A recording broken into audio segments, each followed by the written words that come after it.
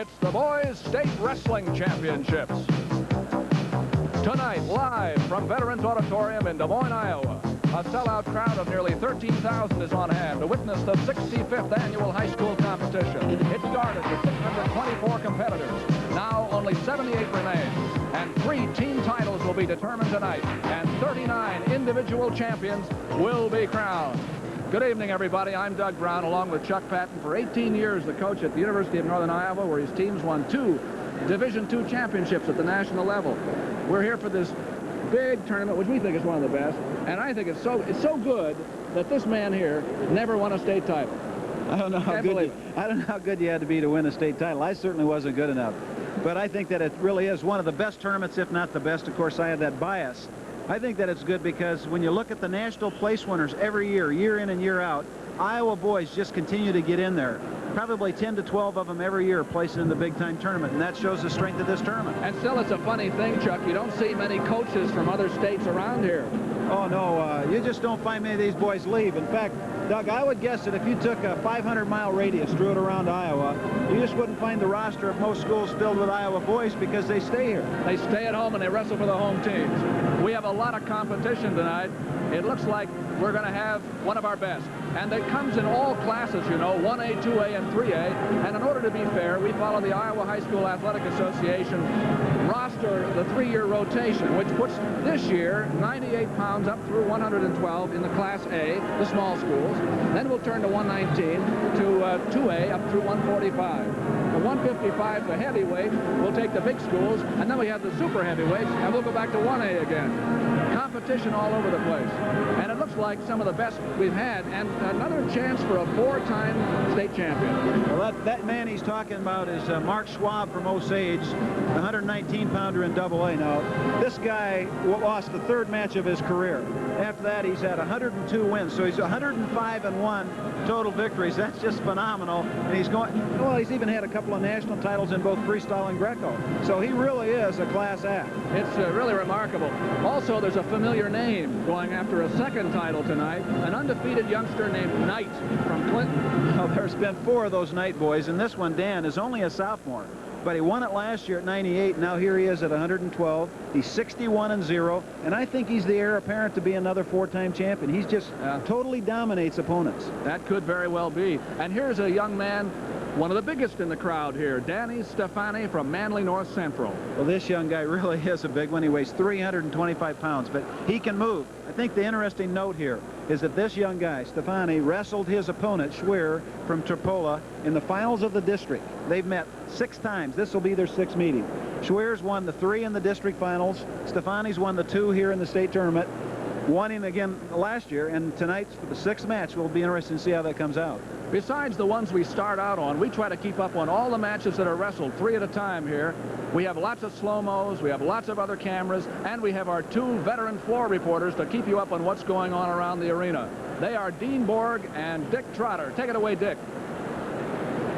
Dean here, Doug, and I'm going to be covering 1A and 2A matches, and I'm going to be looking at pairs tonight. A pair of state champions trying to repeat. Jason Kelber of West Marshall and Terry Smucker of Benton Community. Both those boys going against a pair of young men who've lost only once. And then another pair, a pair of twins. They're from Sheldon, Terry and Tom Brands. Terry at 98 and Tom at 105, each seeking tonight to become state champions. Dick Trotter, what are the highlights on your mats? Okay, Dean, we'll be looking at the 98 through 145-pound matches in the big school 3A competition. And one of the matches there that will receive a lot of attention will be Gary McCall as he seeks to make it 2 in a row. Gary from Cedar Rapids, Washington. And then we'll move over to the 2A division where we'll watch 155 right on through heavyweight. And a young man by the name of Todd Lappy of Algona will be trying to do a double show there, too. Back to you, Doug. Yeah, thank you, Dick. Dean Borg and Dick Trotter. I'll get you right the next time I go back to you. Tonight we also have big events all over the place here in team championships because the 3A hasn't been decided yet. At the 1A level and 2A level, it looks like a battle for runner-up. Well, that's for sure. That's for sure. Don Bosco has this baby wrapped up. But there's going to be a lot of action going down in there with those 3rd through the 5th teams trying to catch Sigourney for 2nd.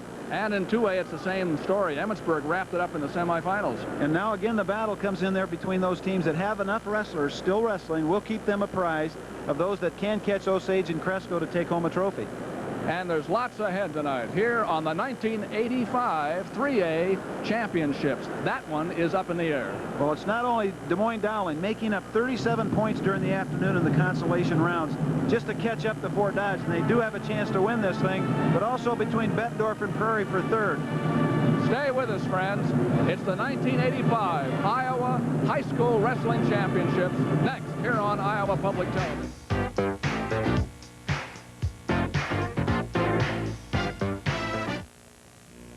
The crisis in the country. Not for 50 years has there been so much doubt about debt in rural America. Many farmers are asking if they'll have money for spring planting, whether they qualify for the government's credit assistance program, and what are their options if they don't. If you're asking yourself some of those questions, join me, Chet Randolph, and a panel of experts for some answers right here on Iowa Public Television. We'll be here live Thursday night at 8, so call in and get some answers here on Iowa Public Television.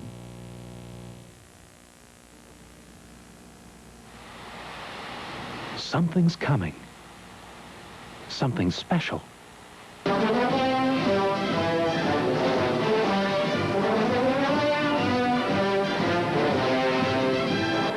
we dance? 1, 2, 3, and. He's a boogie woogie bugle bop, baby. Something special. Beginning March 15th. Watch for it. We're back at the 1985 Boys State Wrestling Championships. And now, let's join PA announcer Mo Kelly for tonight's opening ceremonies.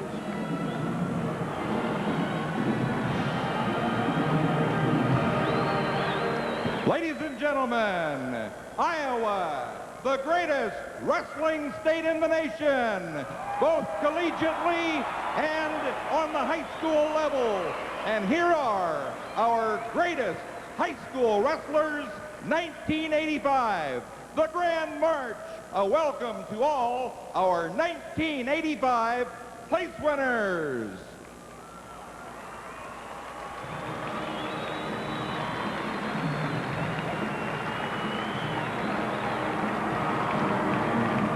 The Grand March escort for 1985. A big welcome to longtime Drake University wrestling coach, Dr. Lonnie Timmerman.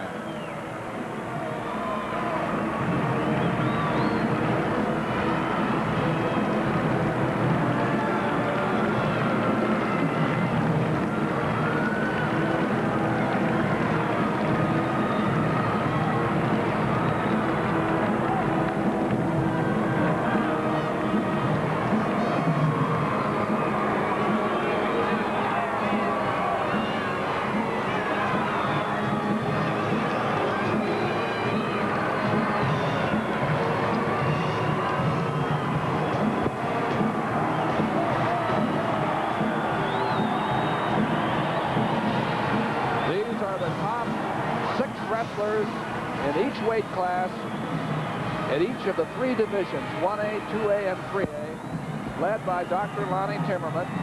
And I know it's a thrill for Lonnie, just the same as it is for everybody else who's ever led this march, before this big crowd of the faithful, you know, from all over the state of Iowa.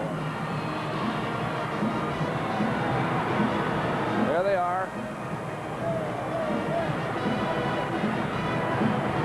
16 of them in each weight class when they started. They're down to these 6 in each 1A, 2A, and 3A. And we're down to 2 for tonight. There's Mark Schwab. He has things on his mind. He's going for his 4th state championship tonight.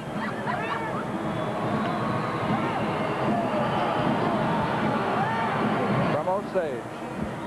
Looks like he has a lot on his mind. That's exactly what I say. You know, he's thinking it over, and he wants to be ready because he has a tough opponent tonight. That opponent at 119 pounds for him will be Dan Sinnott of Albia, who is undefeated. On the floor of Veterans Auditorium, all the weight classes from 98 on through super heavyweight.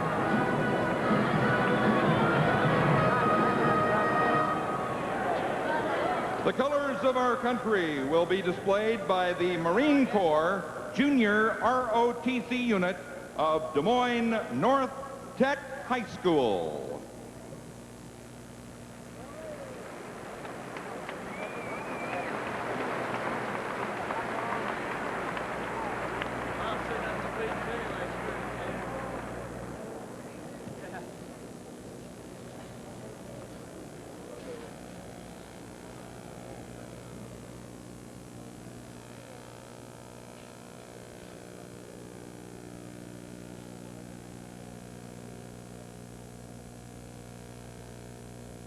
Ladies and gentlemen, please join in the singing of our national anthem to be played by the Boone High School Pep Band, directed by Dave Richardson.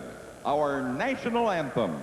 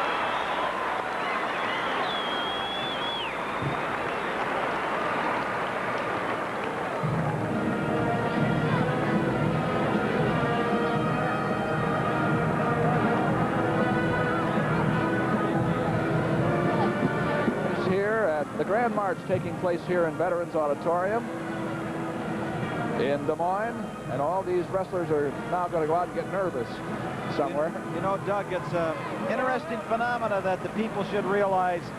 For a lot of these young men, this is one of the most important, impressive times of this whole wrestling season, is to get to march in the Grand March. Well, let's take a quick look at how team points are scored here in this wrestling meet. First place gets 16. The big thing about that is that a person who wins tonight puts 4 points up there for his team. And if he gets a fall, that's another pair.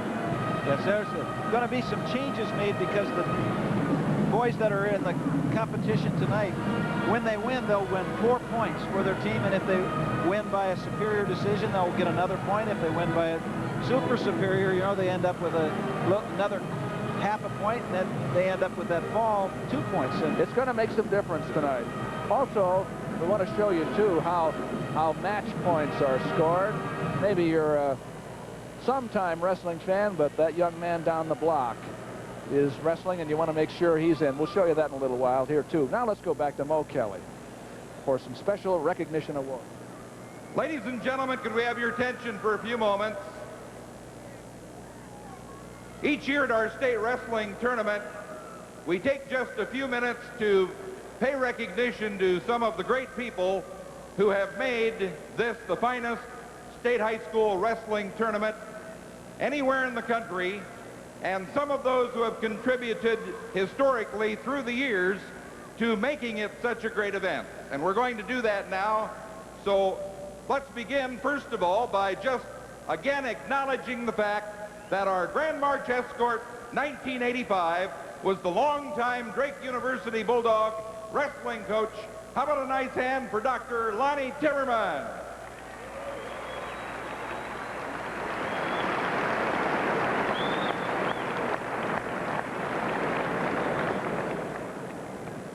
Starting in the year 1970, the Iowa High School Athletic Association and the Iowa High School Wrestling Officials and Coaches Association set up a committee to start putting members into a Wrestling Hall of Fame. So at this time, we'd like to introduce you to our 1985 inductees in our Wrestling Hall of Fame. Another great lineup this year. Let's begin, first of all, with a gentleman whose background began in a great wrestling hotbed of Clarion. He's done it all in wrestling. He was a state champion in high school. He was an NCAA champion while competing for Iowa State. He's had experience as both a collegiate head coach and assistant coach, and he even spent some time as a high school wrestling coach. For the past several years, in fact, 2 different terms, he's been the assistant at Iowa State under one of his former coaches, Dr. Harold Nichols. We didn't know that Les was going to be here tonight. He initially said, I've got to be down in Oklahoma for the Big 8 championships, but by golly, we got him back here and we're real happy he's here. How about a nice hand for Hall of Fame inductee, Les Anderson and his wife, Lorraine.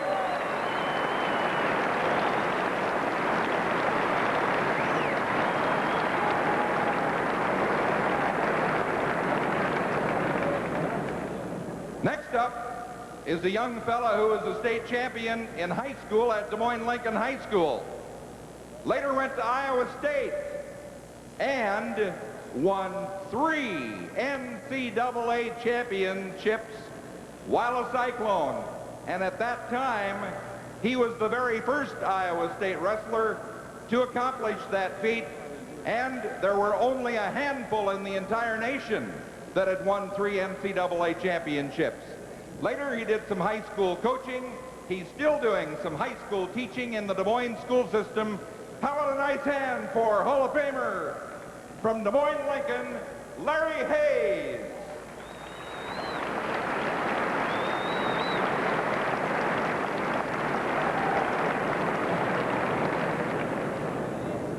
When the next young fellow was competing at West Waterloo High, we had not had too many 3-time state champions at the high school level.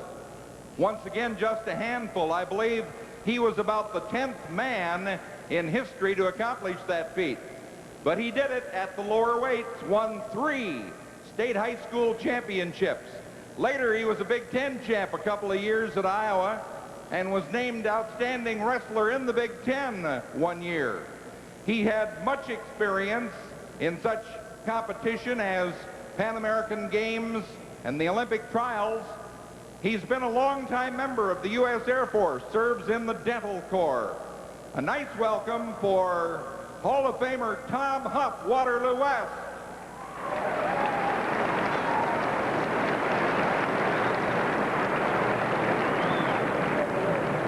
You know, Huff has been a great name in Iowa high school wrestling, the Huffs from Waterloo. We want to make special recognition of the fellow with Tom who parented 4 sons. All were wrestlers and a couple were state champions. How about a nice hand for Lou Huff?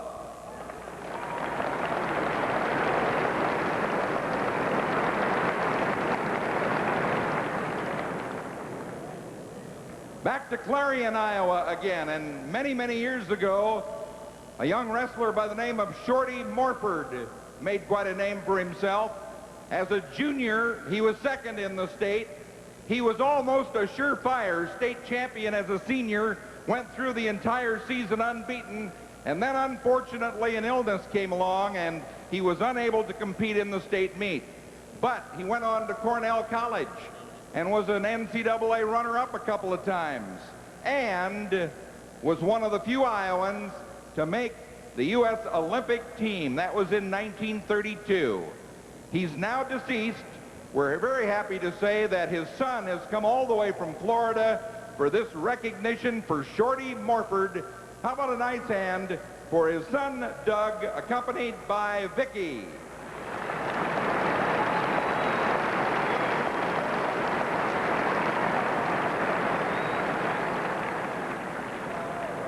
And last but certainly not least, we've had a lot of fellas at the high school level who have spent most of their time helping these young people through their teaching and coaching, and this is no exception.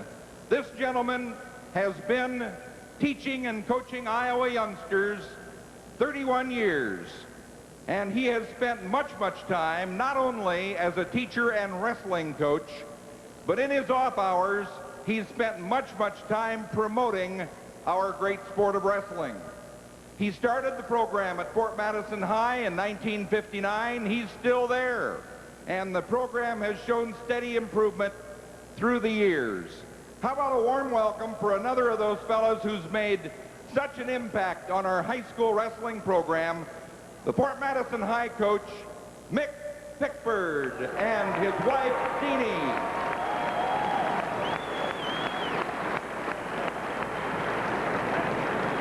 Another big hand for these Hall of Famers, folks. How about it?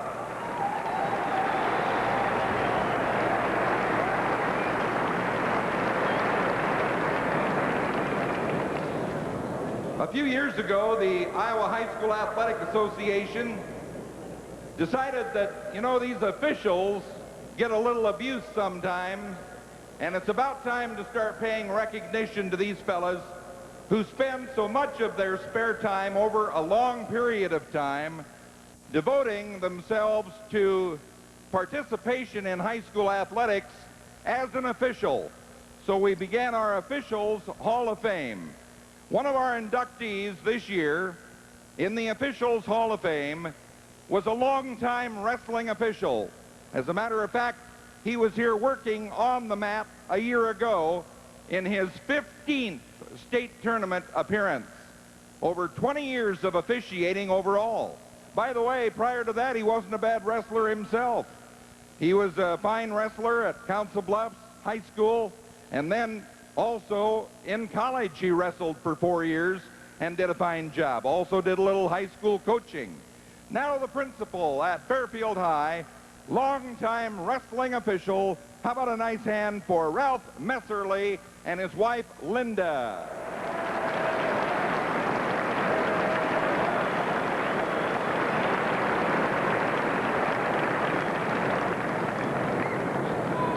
And another group that it was decided to honor a few years ago were some of the members of the medical profession of our great state.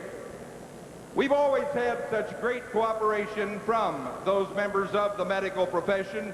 I'm sure all of you in your community has a fellow that is always at the ball game, maybe providing free physicals for all the athletes or those that are involved in extracurricular activities.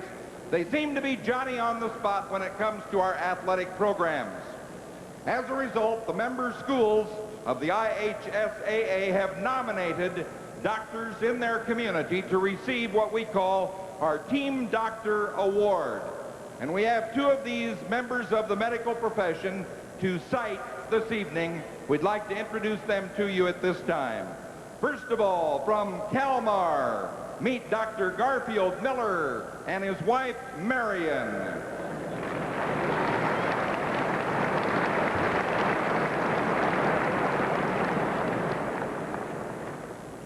And from Mason City, a nice hand for Dr. Samuel Porter and his wife, Jewel.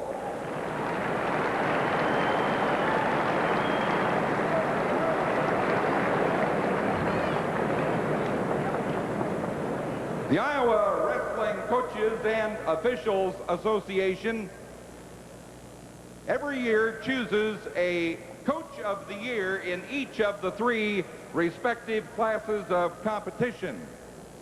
They make their selections at a breakfast on the Saturday morning of our championship round of the state meet.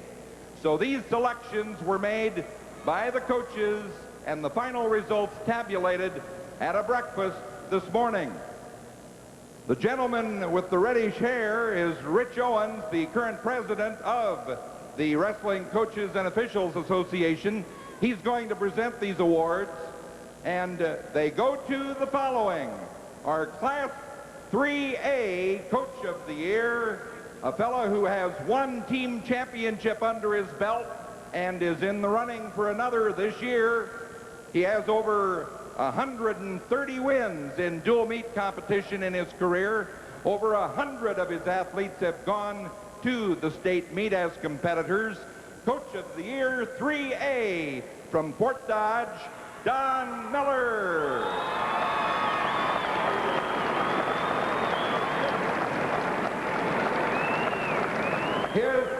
His assistant coaches are Jerry Einwalter, along with Hans Getch.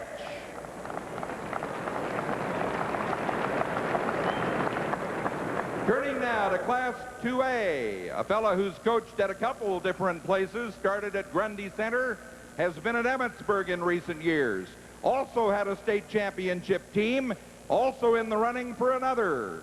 Meet Class 2A, Coach of the Year from Emmetsburg, Clint Young.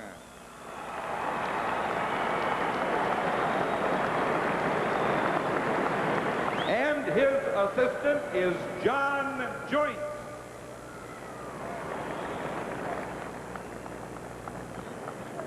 And in Class 1A, a fellow that had a fine team this year with a 10-0 dual meet record, also won 5 tournaments. Class 1A Coach of the Year is from Highland Riverside, Gary Curtis. And his assistant, Chris Samuelson.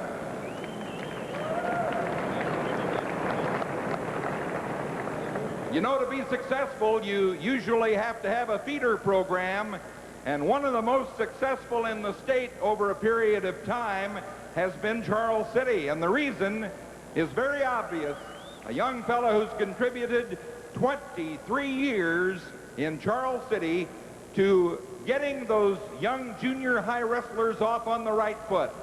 How about a nice hand for the Junior High Coach of the Year from Charles City, Charles Hard.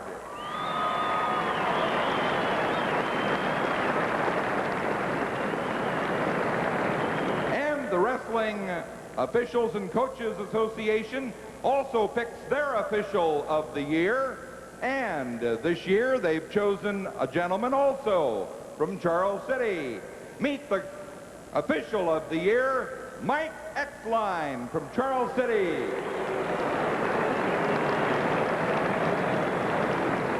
How about another nice hand for this group?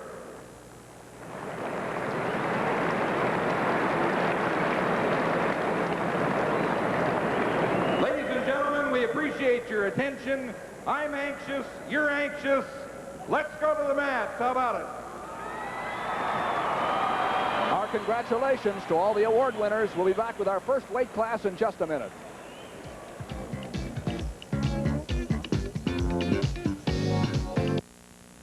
He won one of the meanest senatorial races in Iowa history, and he hasn't slowed the pace since he returned to Washington, this time as a U.S. Senator. Hello, I'm Dean Borg, urging you to join us for Iowa Press this week, where the focus will be on Iowa's junior Senator Tom Harkin. In recent weeks, Democrat Harkin has become a prominent member of the Senate's loyal opposition. It's here on Iowa Press, Sunday evening at 7 on Iowa Public Television.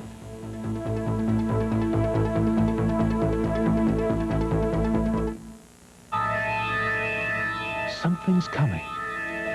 Something special.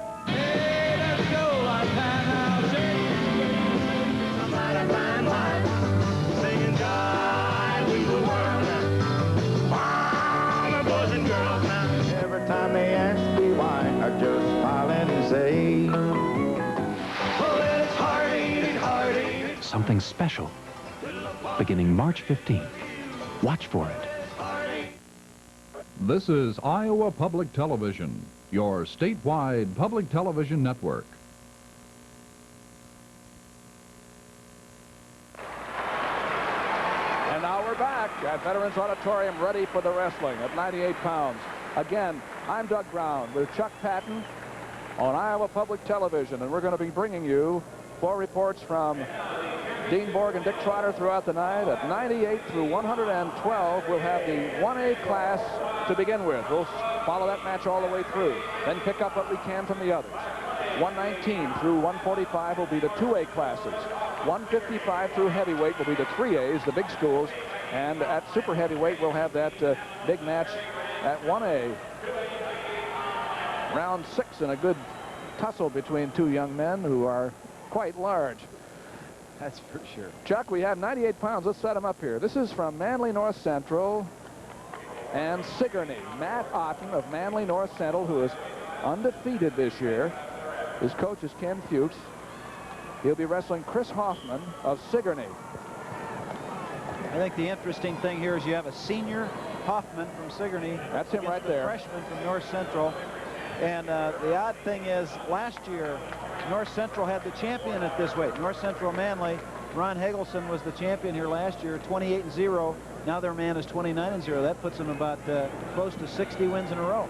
Hoffman of Sigourney had 2 pins on his way into the finals. He had a pin in his first match, his last match, and also in the second round, he won 21-7. Now, it's been a little tougher for Otten because he had to go to criteria in his semifinal round. And away we go. It's Otten in the light blue. Up in the, see the 2A up in the corner. That's Supine against Terry Brands. Supine of Anamosa and Brands of Sheldon will be following them too. The young man in black, Chris Hoffman, is coming around, trying to spin around behind his man. Up in 3A, it's Tim Asherle of Fort Dodge against Sean Watt in the black from Ames. We'll keep track of those. Now we're going back to 1A, Chuck. I think you'll see young Otten from North Central try to stay down on his knees, kind of stay out of the wrestling style. This Hoffman from Sigourney has a lot of freestyle experience and some Greco. He was third in the National Greco Championship this last summer. Likes to wrestle on his feet, and so you see young Otten from Manly staying on his knees, trying to stay out of some of those positions. Remember, it's 2-minute periods here, and there's no such thing as riding time in high school. You can be on there for 1 second or 6 minutes, and it doesn't make any difference. There's no score for it. Otten in the light blue with his back to you. Chris Hoffman of Sigourney, a senior, has just come around and doesn't have it yet. And he's going to lose it if he doesn't watch out. Well, I think he has lost it. You know, he tried to do that false drag and pull himself out of there. The young man, Otten from North Central, just put his head on the mat, used his head for a post, spun his arm back through there. And he's up 2-0. But here is Hoffman out. It's a point for escape for Hoffman. It's 2-1. Well, I think it's interesting because Matt Otten from North Central Manly. Oh, nice shuck there by Hoffman makes him the leader. He goes up 3-2 with that takedown for 2. 15 seconds left in the period. I was going to say he's trying to take away Hoffman from Sigourney's offense by staying on his knees like that. And then Hoffman figured out what to do. Did that little arm shuck to throw him on by. And there's the end of the period. They went through 2 minutes in a 3-2 match. Hoffman of Sigourney in the black leads by 1. Green choice. They're tossing that green choice. That means Otten gets his preference, and he wants to wrestle up. In the second period, he would go down in the third period. This is where they start. Matt Otten, only a freshman. Boy, I'll tell you, undefeated freshman. Okay. That's a lot of wins, 29 wins when you're just a freshman. Well, there's a lot of difference. Can you imagine this young man's 14 years old, and Hoffman is 18. A lot of difference in maturity. Here comes Hoffman around for his 5th point. He's up 5-2. Well, people might wonder about that, but this young Hoffman from Sigourney only weighed 78 pounds when he was a freshman. Couldn't make this weight because he was too light. Then he weighed 88 as a sophomore and finally had a chance to make the team the last couple of years when he weighed 98. Hoffman just got 2 back points, 2 near fall points. It looks like he's on his way maybe to putting the first loss on Matt Otten. He's up 7-2. Well, he is a pinner, and he does like the bars. You see him with a chicken wing on one side right now, trying to get a half. And if he gets this thing, he can pin very much. He likes it. Does a good job with it. We're at double A. We're just started. 98-pound class in the state championships. We'll keep track of what's going on at the other mats, too. That is a potentially dangerous hold, says referee Gene Luttrell. It can only go so far. You either go over or you're going to break something. So wisely, the young man like this, he just broke it because he couldn't improve the position without hurting his opponent. Back to the center. That's Hoffman leading by 5, 7-2. He lost the first takedown, but he's been in control ever since. Well, you kind of see the difference between the two men as they start to put a little bit of time behind him here. Even though the match is still a scrap, and young Otten from North Central likes that little short sit-out where he reaches back to hook the head. you can see that Hoffman from Sigourney is really kind of taking that away from him by what he's doing. Just a lot of pressure on top. Over at AA, it's a 2-2 match between Supine of Anamosa and Brands of Sheldon, by the way. We'll keep track of that one, too. It's now 3-2 in favor of Brands. 30 seconds to go here at AA, and Chris Hoffman has a 5-point lead, and he's been putting the mustard to Matt Otten, the Manly freshman here. An interesting thing's taking place over in the AAA, Doug, and that Ames young man is beating the man from Fort Dodge 4-0. And that's one of those that will decide that team title. 7-2 here. Actually, I think it's 1-0 over there, Chuck. 1-0 rather than 4, so it is really close. Oh, my God. Fort Dodge is trying to put it away in the finals. They lead by, what, half a point. And they have 3 men in the finals, and Dowling has just 1. That's Otten's coach, Ken Pukes.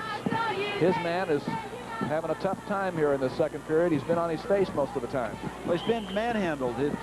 It's really a difference between a man and a boy. As you've indicated, that age makes a big difference.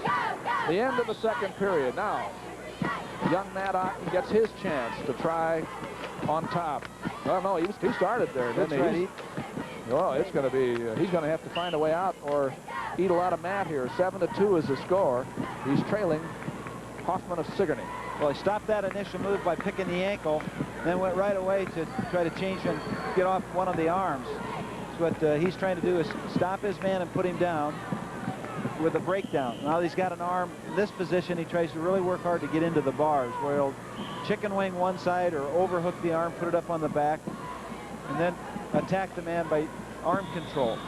We want to mention, too, that if you are wondering how your young neighbor friend came out from 3rd through 6th, you'll see all the place winners tonight in every weight when they go up on the award stand. You'll be able to see who finished where. We'll show you all the award ceremonies throughout the night. Boy, I'll tell you, young Chris Hoffman has put on about a 4-minute ride. Well, part of the problem for the young man from Manly, Matt Otten, is really that power. He just doesn't have the power to be able to put himself on his feet with pressure back into his opponent. So he's just spent a lot of time all tied up and wrapped up in a knot. We're less than a minute from the end of the period and the end of the match. It's 7-2 in favor of Hoffman in the black. The young man who's down tying his shoe right now.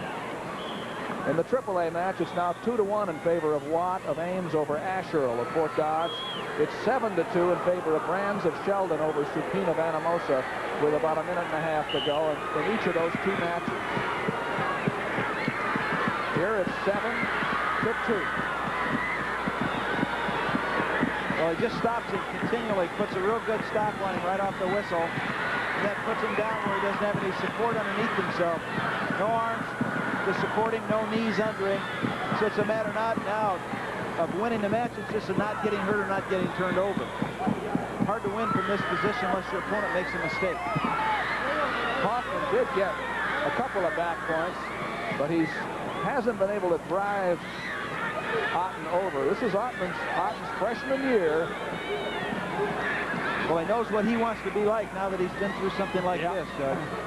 Sometimes you don't know how good you're going to be until you find somebody who's better. That's right. He'll watch this on TV and see himself and say, I'm never going to let that happen again. And that's the end of it. It's a 7-2 win for Chris Hoffman over Matt Otten of Manly North Central. And we're going to be checking in at one of the other matches. We noticed that Tim Asherle of Fort Dodge just took the lead over Watt of Ames with about 30 seconds to go, 5-4 in that match at AAA, and Fort Dodge is trying to win a team title. But here we had Chris Hoffman of Sigourney wrap it up a championship in his senior year. Well, he's getting a hug there from Coach Smith. We're going to 3A now, Chuck, and you see 2 men in black, and this is well, it's Ames on the bottom. You can tell by the orange stripe on the leg right there, so that means Fort Dodge is going to win this match up on top with this time running out. And Fort Dodge does. That's a big win for Don Miller, the first loss in this tournament for Sean Watt of Ames, and Asherle has gotten a little revenge because I know Watt has beaten him a couple of times this year. Yes, he took him down, caught him on his back right there. You know, that just iced the championship for Fort Dodge unless they lose the next two they have, and Des Moines Dowling gets a pin to go ahead by half a point. That's the only chance. That if Dowling got a pin and Fort Dodge lost everything from here on in, that would be the difference.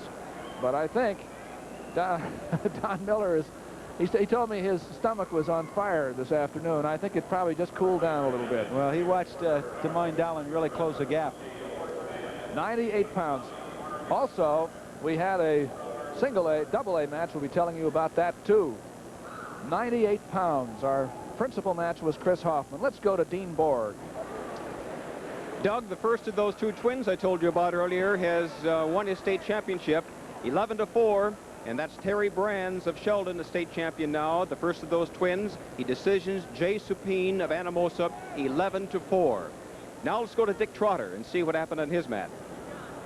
I tell you, Dean, it was hectic from the word go, where we had Tim Asherall of Fort Dodge and Sean Watt. It started out, Asherall was backing off.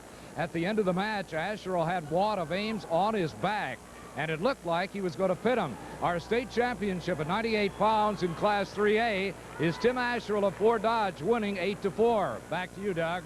Thank you, gentlemen. Dick Trotter and Dean Borg. We're going to all take a look now at 105 pounds. Again, we go to single A.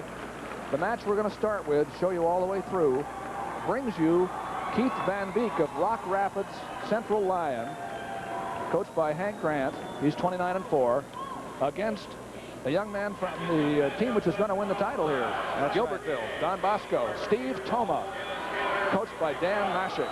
The referee's Don Crandall of Oskaloosa. This is at single A, the small schools. Interesting thing, too, Chuck, we had a very young man in that last match, Otten, against a senior. You saw him lose his first one. Here at 105 pounds from Gilbertville, Don Bosco, you'll see another freshman, Steve Toma, who is so young, in fact, that if he had been something like a week younger, he would have been in 8th grade this year. Yes, isn't that something? He's had a lot of wrestling. You know, he's kid wrestled all around and has an awful lot of wrestling behind him. You know, he's not one of those guys that has a lot of offense or goes out and throws a lot of offense. But, you know, his record with 5 losses and a couple of ties, they've been to some of these boys that are in the finals here tonight. He's got 2 or 3 losses to guys that are in the finals. So he's a winner, and a steady winner in a program that is customarily producing winners. You see Keith Van Beek out in the center of the mat. He's from Central Lyon.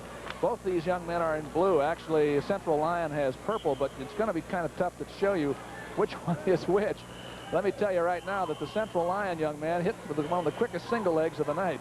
Yes, and he got him right when he came to the mat, right to a half. It just didn't quite run the head hard enough, or he would have had him on his back. There's 2A. It's going to be Tom Brands against Jason Kelber. We'll keep an eye on that. Kelber's undefeated from West Marshall. His team is trying to get up to the 2nd place if it can. And at AAA, it's going to be Dave Jordan of Cedar Falls against undefeated Jan Kaler of Waverly Shellrock. Waverly would like to move up into the top 3. We're at 2A, at 1A here, and at Central Lyons, Keith Van Beek leading 2-0 and riding. I think what you'll see is Van Beek from Central Lyon, who probably has the most skill as far as polished moves and techniques. Bill Toma from Don Bosco tends not to do a lot of things as far as customary moves, but he wins a lot. He gets taken down a lot, as you've seen right now, and he'll be losing a match, and all of a sudden he'll do one of his little short sit-outs, reach back over and hook an arm or catch a head and slide out the back door, and you end up on your back.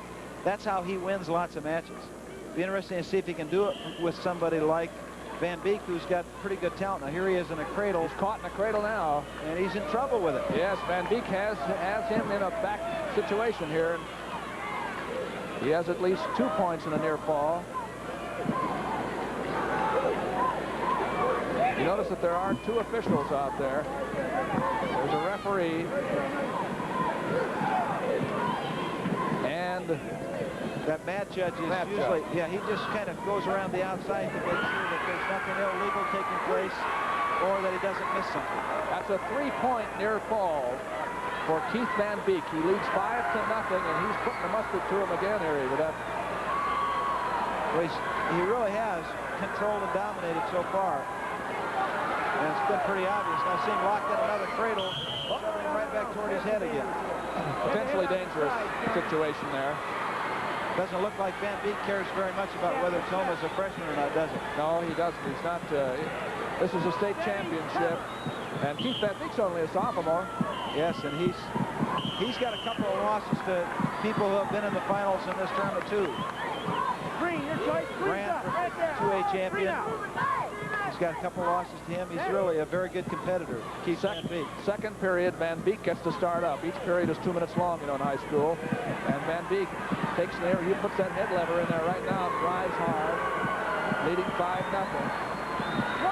Well, he's controlled the mat wrestling, and this is where Steve Toma from Don Bosco tends to be fairly comfortable and fairly good. Oh, he's got the half. He's got him right toward his back because he's running toward the head.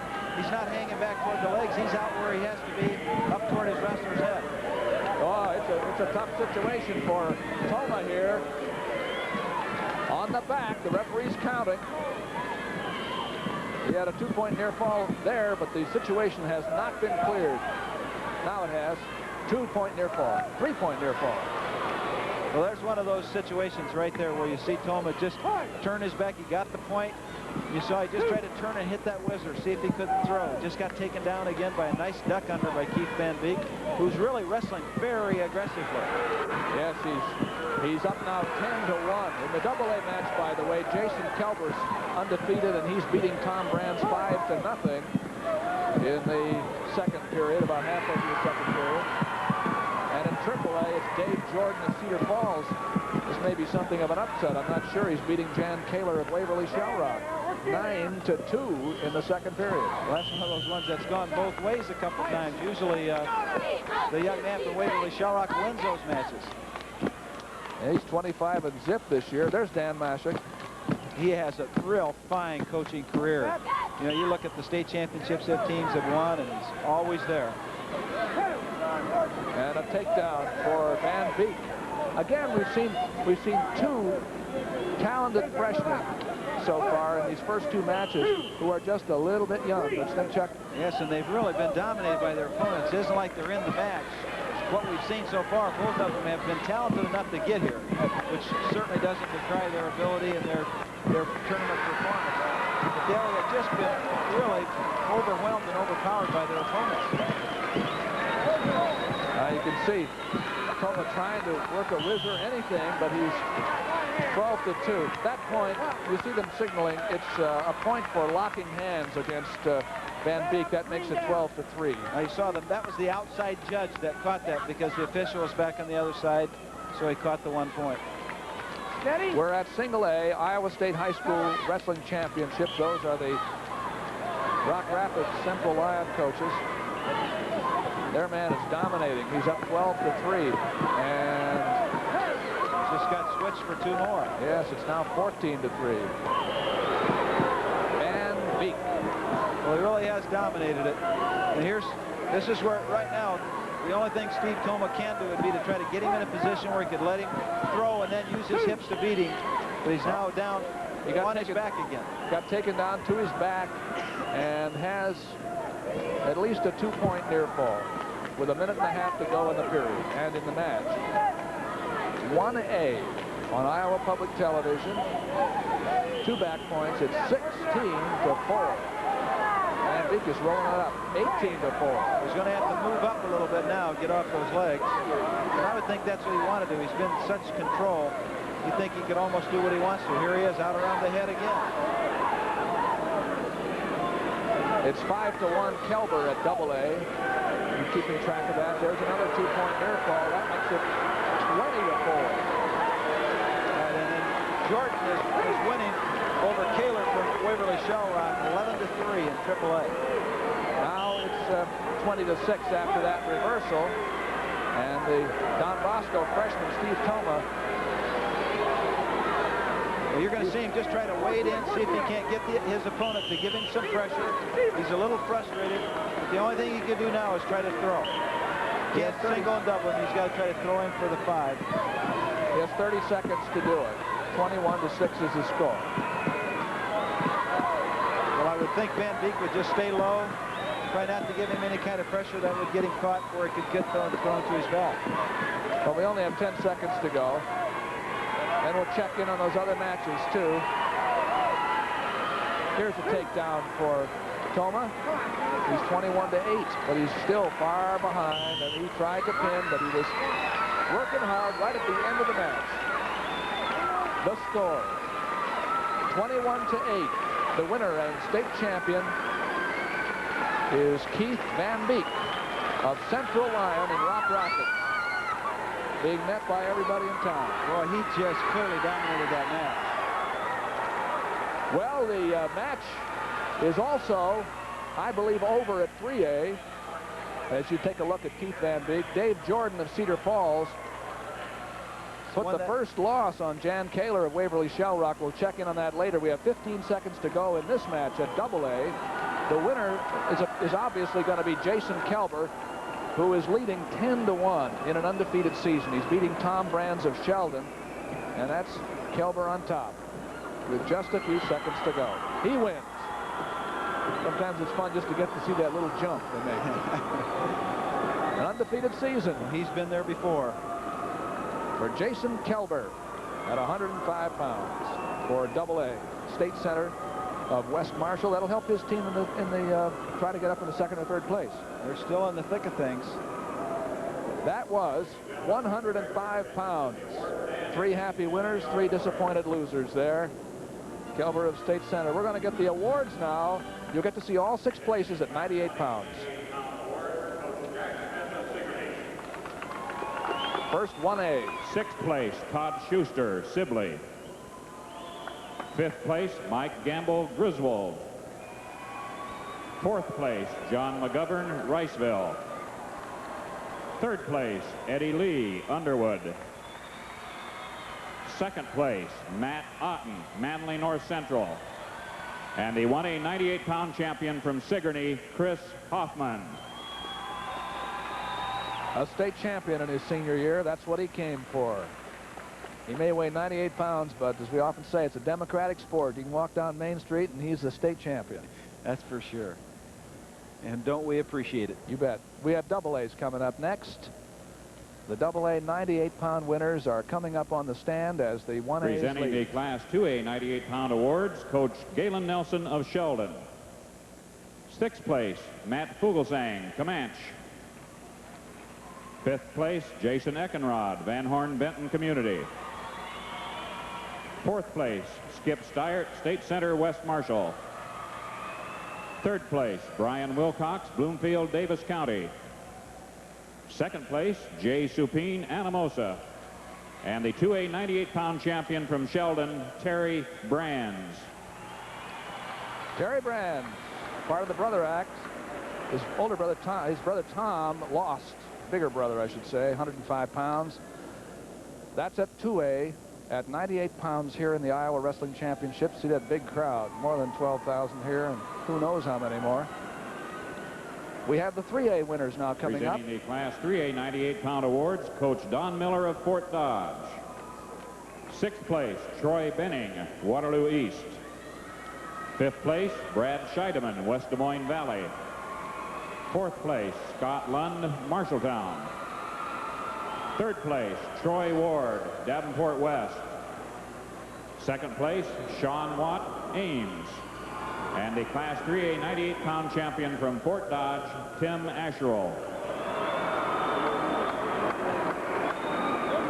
That little extra hug was because that might have won the team championship, too. Yes. And here we go with Dean Borg's report. Well, Doug, as you saw that last few seconds there of that 2A match, Jason Kelber repeated as a state champion. He's from State Center, West Marshall. 26-0 for the season, 27th victory tonight, defeating Tom Brands of Sheldon 10-1. Actually, Kelber piled up 5 points with a takedown and a cradle in the first period. He kept those 5 points to the second period, and then in the last period piled up 5 more with an escape, a takedown, and back points. Dick Trotter, what happened there?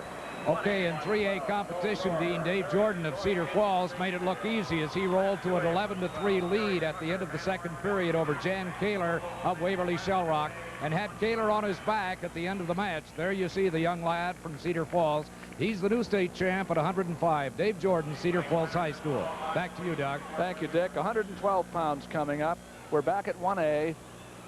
We have Joe Rohr of Clarion against Troy Kenyon of Greenfield here. Kenyon is undefeated, although once tied. Referee will be Bill Garner of New Hampton.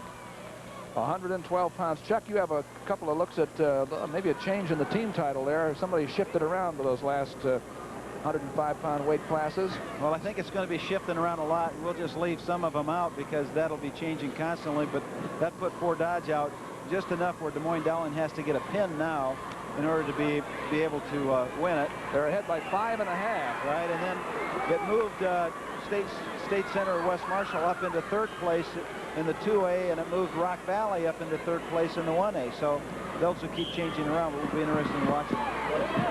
Here at 2A, we have Terry Schmucker against Randy Vogel. Schmucker is from Van Horn Benton Community, up in the corner there. Randy Vogel of Comanche is his opponent. And at 3A, it's Dan Knight of Clinton, undefeated in 2 years, going against Brent Helmkamp of Fort Dodge. And that's a big one for Fort Dodge. If they win it, they're all in. They're in first place for good. And at 112, you're looking at 1A, Joe Rohr of Clarion against Troy Kenyon of Greenfield. They're both in black. And the man who just made the takedown is from Greenfield. Kenyon, no takedown yet. Well, they're still on the mat. Well, it's real nice balance and a good hip toss by Joe Rohr from Clarion to avoid getting taken down with that. It's a nice low-level penetrating shot by Kenyon from Greenfield. He's a senior and undefeated this year. You can see that Kenyon is slightly taller. Slightly taller. Well, you can just see across one of the mats that Dan Knight from Clinton just won by a fall. Yeah, so Fort Dodge is going to have to wait to clinch it because Dan Knight pinned Brent Helpkamp so fast that we didn't even see it a minute and a half into the match. Maybe we'll get a chance to look at that later. We're in the 2nd period here at 1A. Joe Rohr against Troy Kenyon. Rohr from Clarion got that takedown. A real nice penetrating double. One of the things that we're always looking for athletes to do is go get their opponent, but keep on going once you got him so you make sure you keep him. See how it just goes right on through, stepping right on through him, and then pushes it on up toward the head to keep the pressure on. Now, you know, there's a lot of relation of people up here in that north central part of the state. Doug, it's interesting to watch him. I was talking to Joe's coach today, the young man that's on top right now, and one of the coaches walked by and said, well, you know, he's related to Hagen. He used to wrestle up at Britt. And then the coach from Eagle Grove, Ryland, walked by and said, well, yeah, he's my cousin, too. So, yeah, they're all intertwined here. They have those wrestling genes just running all over the place. They certainly understand what you're supposed to do to win state championships, because out of that group of towns up there, the Britts, the Clarions, the Eagle Groves, they certainly have won their share. And Greenfield, we saw Lonnie Timmerman of Drake as the marshal of the Grand Parade tonight, and he was once the coach at Greenfield High School. He really got their program started down there, Dad. Just brought it out of nowhere. At AA, we have no score between Schmucker and Vogel. We're looking at 1A. It's 2-0 in favor of Joe Rohr of Clarion on top right now. Well, he's having a heck of a go right here because young Troy Kenyon from Greenfield is just keeping his base and keeping his motion, not getting all tied up. That's the end of the period. Good ride, actually, by Rohr. He prevented that escape all the way to the end. It was like Bronco riding. Yeah, he opened the bull door for the Brahma Bull, didn't they, in the rodeo? And he's going to have to do it again because there's Kenyon on the bottom. See, he's picked up a black eye in the meat somewhere along the line. Hey, this is a grind for these guys. Got to be pretty tough to come through here unscathed. That was a wicked first move there by Rohr. What he did was he just kept his hips in underneath Kenyon's hips and then jammed the arm at the same time, and as he cut him down to the side, you know, he controlled the arm, which prevented him from getting it back up. Now here he is on his feet fighting hands. Responsibility of the man behind it to put him down. He's been able to bring Kenyon back down every time. He likes some tilt action. Young Rohr from Clarion likes to let you get started and then chop that arm and cut down on the hips and see if you can't get those real easy back points by just tilting them. But he just hasn't been able to control the arm well. Yeah, he hasn't been able to get out to the side at all. He's been wrestling parallel all the way through this first part of the match. We're a half a minute into the second period. The second 2-minute period. Again, the Up goes Kenyon to the feet. He just hasn't been able to come out.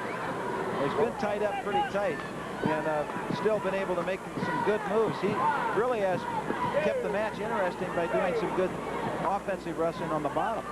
But I think he's had enough of this. He's ready to start on top here, trailing 2-0.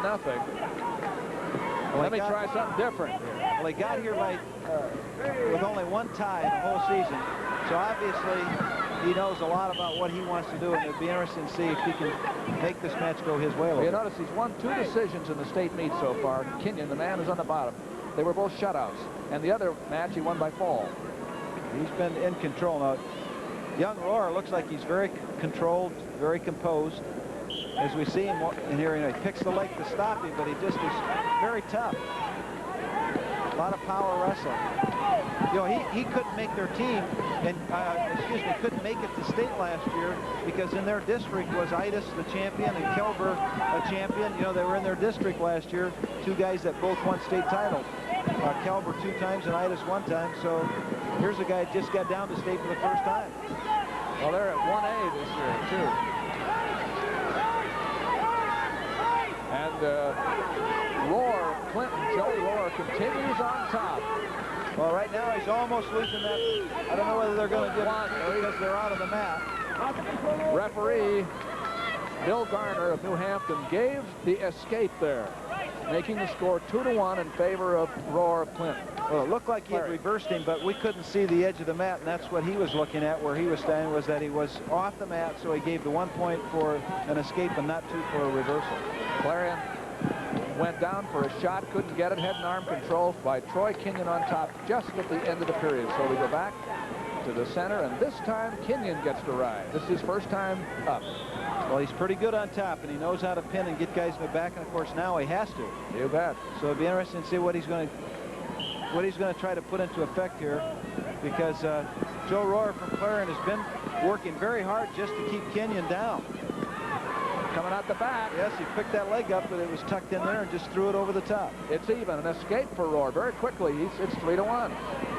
So Kenyon wasn't able to ride at all. He does have the 2-in-1 arm control here. See what he makes of it. You see that down in the high schools now. It took a while for that to even get to college. Yes, it did. They're starting to learn how to counter that thing fairly effective now, or the referees are calling him for stall. There he's in deep on a double, but he's got his motion stopped, so now he's going to have to work to finish it. 0-0 over at the AA mat, by the way, between Snooker and Vogel in the last period. 0-0. Well, there he gets that takedown. Nice match by Rohr. He's been tough in this match. Really has. He's wrestled aggressively, and what you said is the right word, I think. He's wrestled tough. He hasn't shown any quarter at all. Been able to stick tough right in there.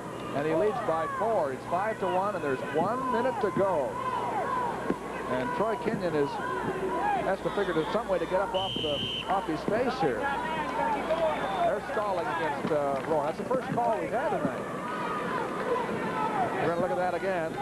Now, see, he's just a little anxious, and there he comes in and takes the leg up, sweeps with his other foot, take him down to the mat for the 2-point takedown. Live action again. This is Joe Rohr of Clarion going for a state title against Troy Kenyon of Greenfield. We have 48 seconds to go, and it's 5-1 Rohr. Well, he's got to break this pattern that's established where he starts to get to his feet, gets the ankle picked up, and then he's down here scrambling on the mat. If he's going to have a chance to win, Troy Kenyon's going to have to be able to let go of that arm he's got right there and take his points. Don't try to reverse it. 25 seconds to go. Stalemate. There are about 20 seconds to go over on the AA mat, too. And it's 2-0 finally over there in favor of Schmucker of Van Horn Benton Community. He scored in the last minute. And that's what the score is right now. Well, he just did a different kind of a stand-up that time. You know, he shoved himself out to the outside in a tripod, then tried to come back for a roll.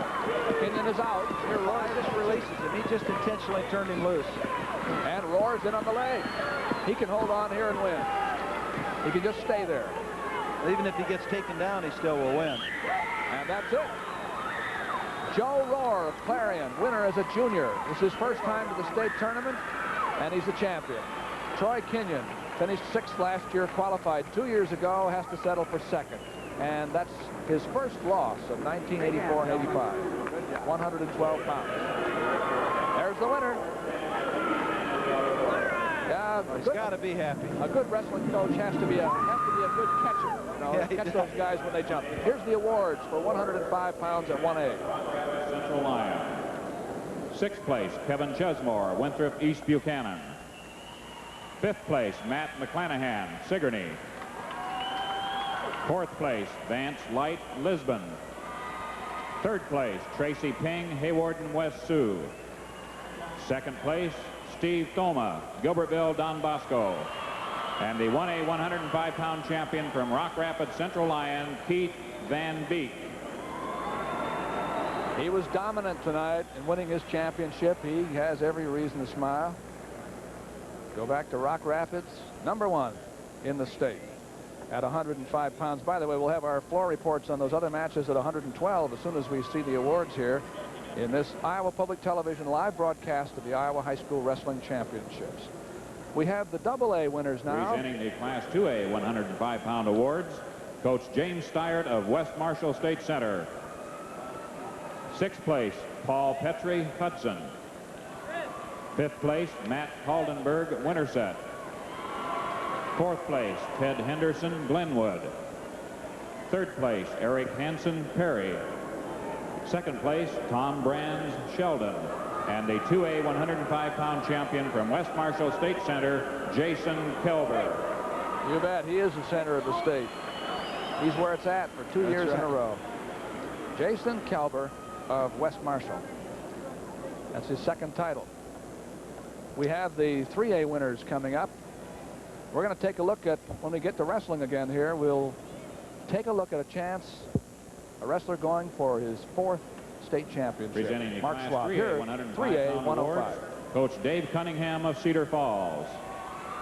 6th place, Joe Scarborough, Waterloo, Columbus. 5th place, Gary Steffensmeyer, Fort Madison. 4th place, Brad Brule, Fort Dodge.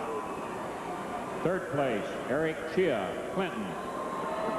2nd place, Jan Kaler, Waverly Shell Rock. And the Class 3A 105-pound champion from Cedar Falls, Dave Jordan. #1 in the state at 3A. For 105 pounds, Dave Jordan. How about that? Here's Dean Borg. Well, Doug, Terry Smucker of Van Horn, Benton Community School, just west of Cedar Rapids, repeated that as champ in 2A at 105 pounds, but it took him to the last 25 seconds of his match with Randy Vogel of Comanche to do it. He won 2-0. These two young men had met in the districts at Mount Vernon. Smucker beat Vogel at that time. The two boys, being 1st and 2nd in the district, came down to Des Moines, wrestled all the way through to the state championship, and again, Smucker defeated Vogel 2-0. Dick, what happened on your match? Okay, Dean, Dan Knight of Clinton could well become the next 4-time state champion after tonight, pitting Brent Huelkamp of Fort Dodge in 1 minute and 38 seconds. Huelkamp shown there as he is an exciting young lad. He's only a sophomore, pins his opponent, a junior from Fort Dodge, in 138. Doug? Let's wrestle at 119. We're going to look at Mark Schwab of Osage in the blue. He is undefeated. He lost a match once 3 years ago. I suppose the memory is just very dim now. I'm sure that he still knows that that one on the L side exists. Yes, he lost to, I believe it was Dan Fellon of Mason City, 4-3. He's 1 point away from a big 4-year undefeated record.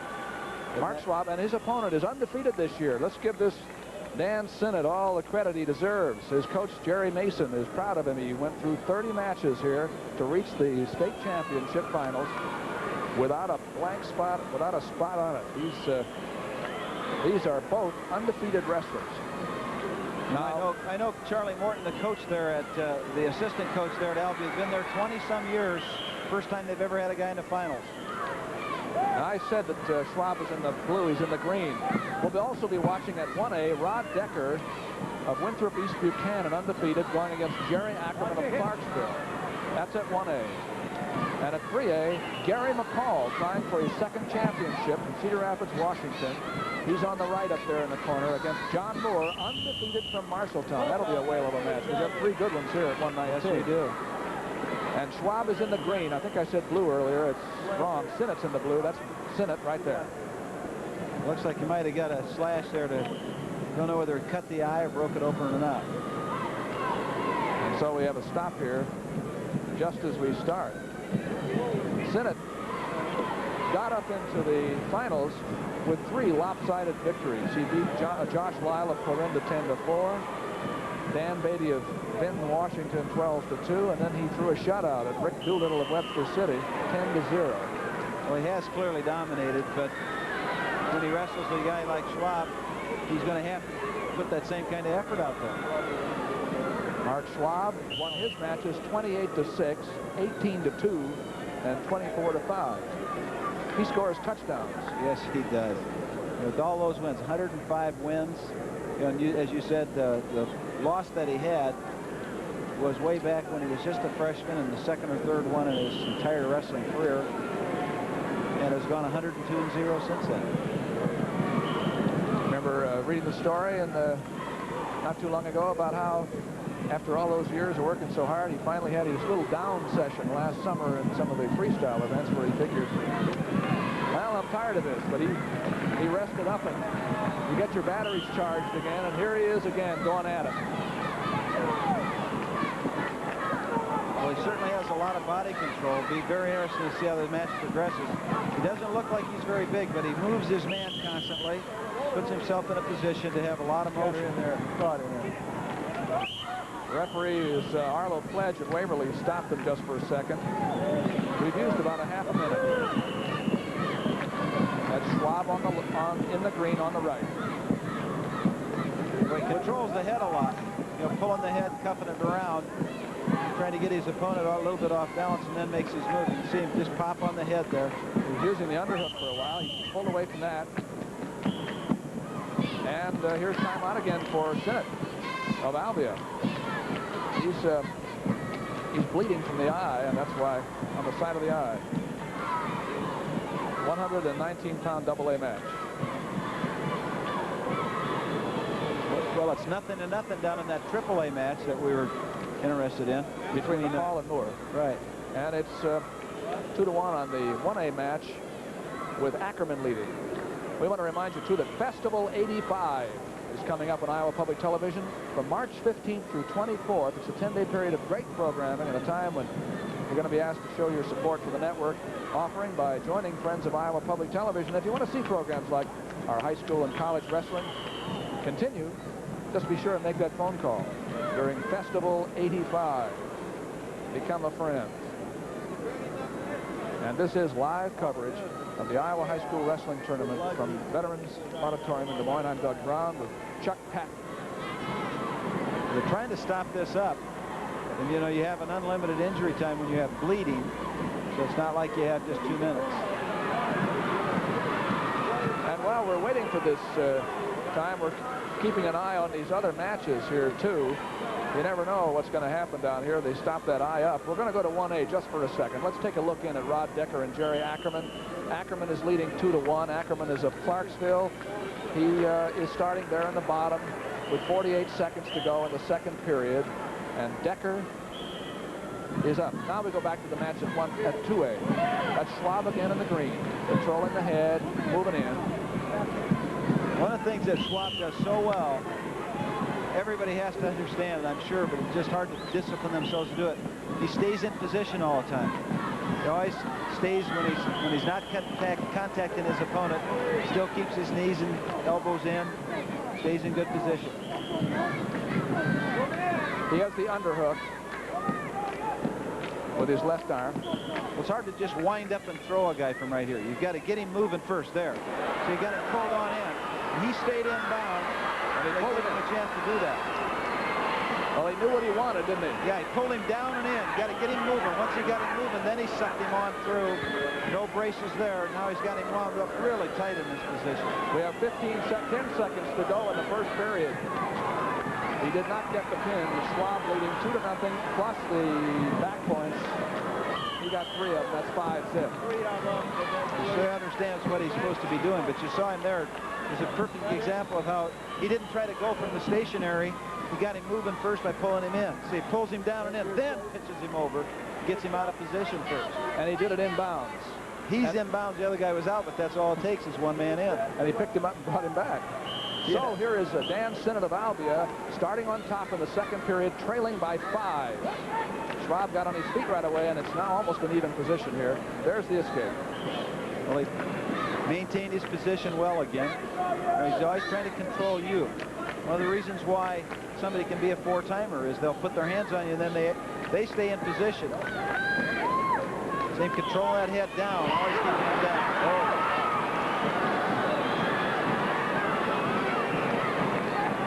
He was ahead 6-0, now 8-0 with a takedown, and look for the ball. See what referee Arlo Pledge does. He slapped that man. So, bingo. A 4-time state champion. And easy. An amazing wrestler from Osage, Iowa, Mark Schwab. And I'm telling you, he's happy. The fans up here, even no matter where they're watching, are on their feet in Veterans Auditorium cheering this latest 4-time state champion, Mark Schwab. Arlo Flakey probably loved that too, you know, just being able to be in there. Oh, yeah. As the referee to witness something like that, that'll be a history moment for him too. I'm sure Coach Andrews really proud. Parents very happy for Mark. Well, I don't know what I've heard. We're going to go to 1A. We're going to go watch Rod Decker and Jerry Ackerman here in the last period. Winthrop, East Buchanan's Decker, Clarksville's Ackerman. The leader 2-1 in a tough match is Ackerman of Clarksville, and he just lost 2. That's just got it reversed right there. Real nice little duck out the back door by East Buchanan's Rod Decker. And he leads 3-2. 3-2 with 45 seconds to go. Started to say about Schwab, I don't remember the last time I've heard if anybody thought more of a prospect. He's going to have to lock his door now. The recruiters are going to be beating it down. That's right. Well, if he keeps the pressure on here now, what young Jerry Ackerman's got to do is be able to get himself in control and up off the mat. You know, with only 20 seconds to go, he's staying down with his arms tied up, and it's really going to make it difficult for him to score. Too much pressure toward the head by young Decker from Winthrop, keeping a lot of pressure on him. 3-2 with 11 seconds to go. 11 seconds to go.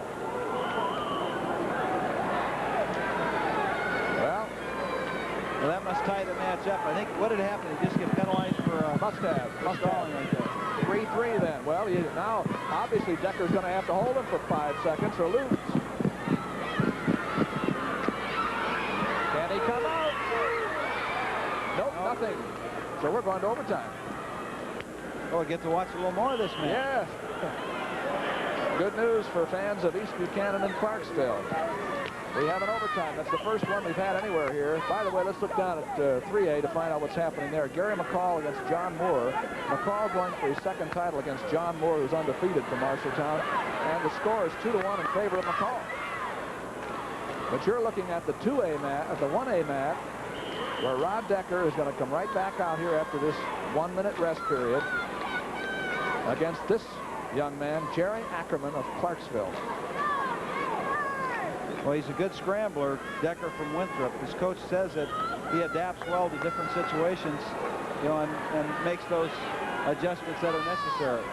He's won 3 big decisions here, 11-5, 15-1, and then he won his semifinal match 27-4. 27-4. And that's Jerry Ackerman. That's Decker of Winthrop, I should say. Ackerman of Clarksville, who's in the maroon, pinned everybody in this tournament.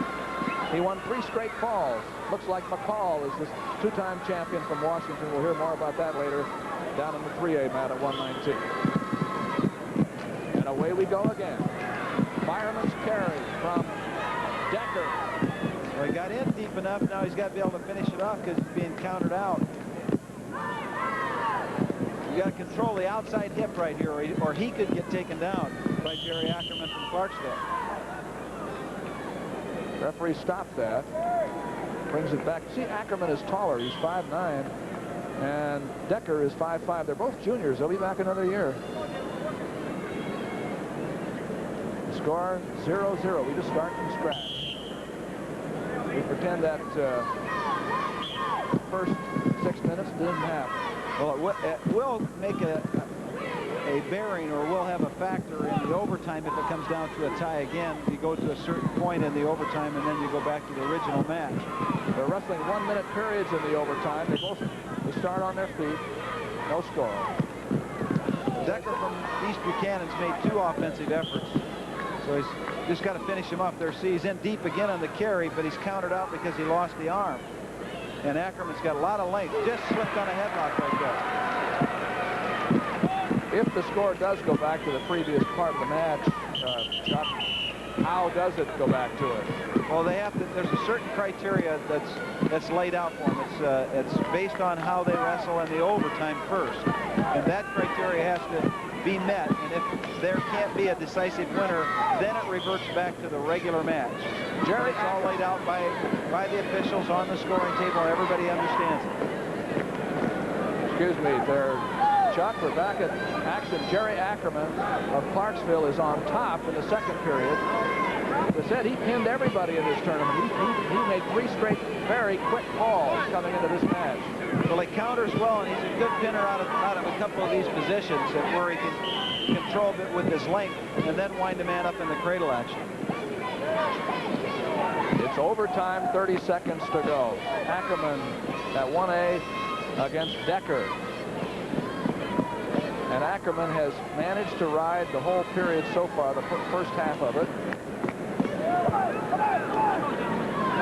Well, talking to one of our reporters that came by, if it goes into the regular match, as far as the overtime here, if there was a draw, then it would go back, and Ackerman from Clarksville has a takedown in the first period, the first takedown. So he was trying to point out, I believe, that Ackerman would win if the criteria are not resolved here in the overtime. However, right now, we're seeing that there is a lead and there is a difference in the score. 2-0 is the score here. Decker has 2, according to the scoreboard, at the end of the second period. And Decker will start up in the third. We're over here because Mark Schwab finished his match fast at 119 pounds. He pinned Dan Sennett of Albia for his 4th state championship. Well, they stopped him on the whistle and then put the leg in. Now, he's got it close to a near fall. There you see the official counting. So he's got back points and control in this position. He can keep him there until the cows come home. Well, once you got a good one like this, you know, unless you're going to try to get the fall and you need it, it might be wise for a young guy in an overtime to just hold him here. Just stay here because the man can't get out. Can't get those hips free. Hold him in that position.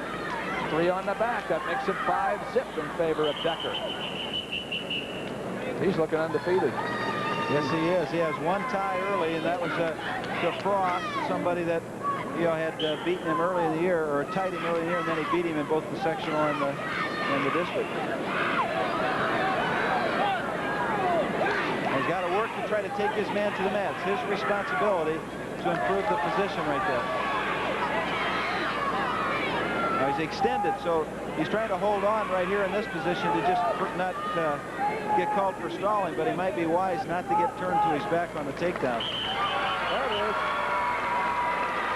No need to go to criteria because in this battle between 2 11th graders, Rod Decker of East Buchanan has won over Jerry Ackerman of Clarksville by a score of 5-3. He's been working for this since the first of the year, running right off the bat, starting to go all year long.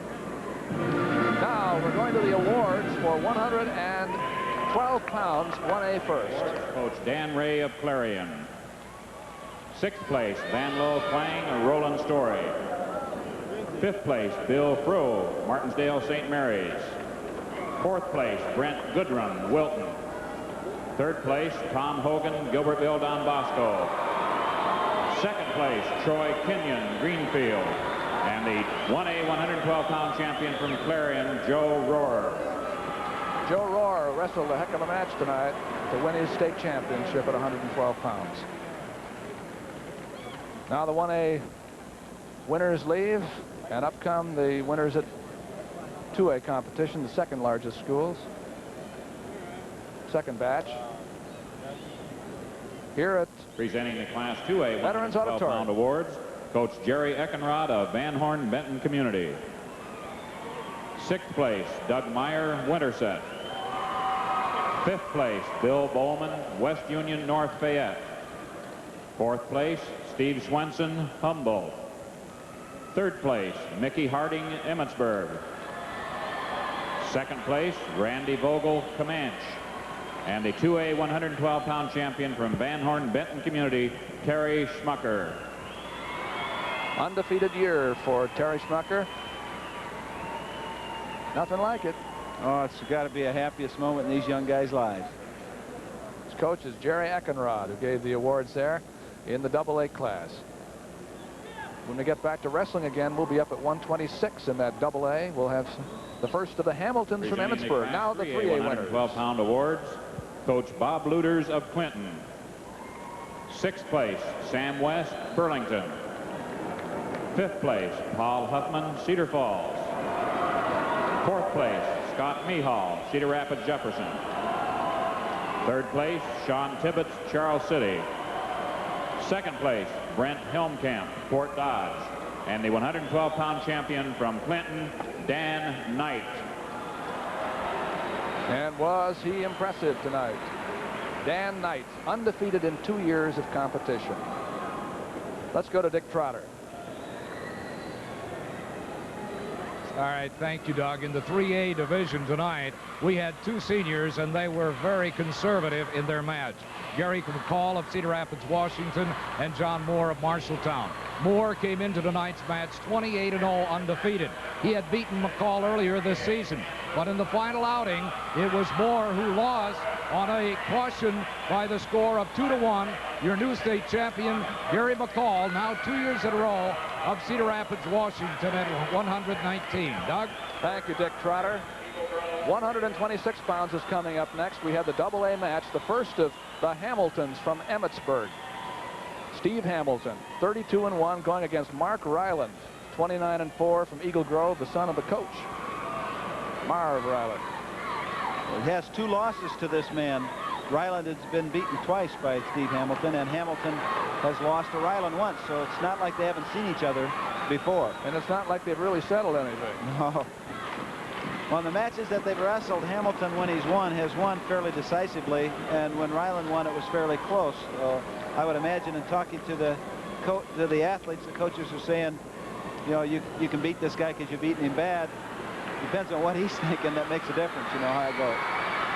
Out they come, and it's going to be the 2A championships. Of course, we have 2 other weight divisions in the same weight class being wrestled at the same time, and we'll keep an eye on those 2. It's kind of interesting that as you watch this match, both coaches feel that the athletes are very good on their feet. That's in the yellow, by the way. That's Emmitsburg, Steve Hamilton, and it's Ryland in the dark. Now up at 1A, we have Jeff Bakken of North Kensett of Northwood against Jeff Schmitz of Gilbertville, Don Bosco. The Gilbertville young man Schmitz is going to be on a state championship team. And at 3A, here it is for Dowling. It's on the line.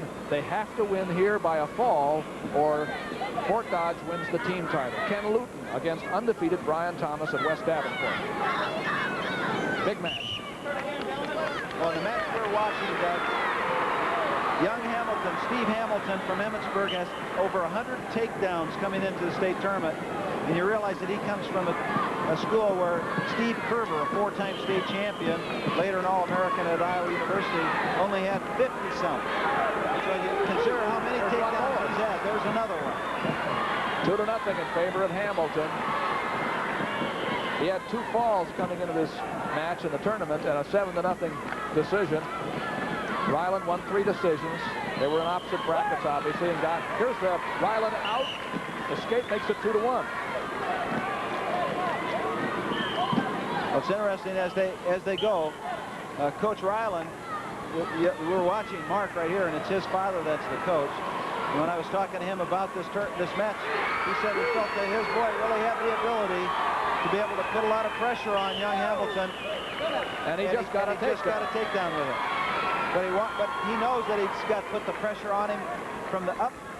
You see how he just comes in now and picks the knee, bought enough body penetration to drive him right onto his rear.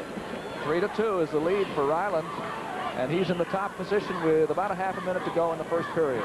Well, he knows he wants to put a lot of pressure on Steve Hamilton from Emmitsburg. Keep him down, keep him off that top position. That's where Hamilton's very good, the top position, and where Ryland has trouble. So he wants to keep the pressure on him here and maybe try to turn him over. That goes to the other side, and Hamilton reaches his feet, out of bounds. This is the first of the Hamiltons. You'll see Steve Hamilton's brother Pat Hamilton undefeated at 132 in our next match. Well, he's going to try to be quick, get to his feet, just like that. That's the best place for him. Get to his feet, fight those arms free, then be able to turn himself into an escape. That's the end of the period, just about the time that Hamilton was getting an arm free for a wizard. Well, we're looking at two real prospects here because they're only sophomores. Yes, they're going to see each other and meet each other lots of times before this is over. And you consider that they're sophomores and they're this big, all the way to 126, they're going to be pretty good-sized boys. And they're going to have a lot of tough competition at North Central Iowa District. Now there, Hamilton tried to use a chicken wing, and Ryland just stood up and rotated his arm back and got free for the escape. He leads 4-2. We're back on the feet again in the second period. It's Hamilton of Emmitsburg with the light uniform, Ryland of Eagle Grove in the dark.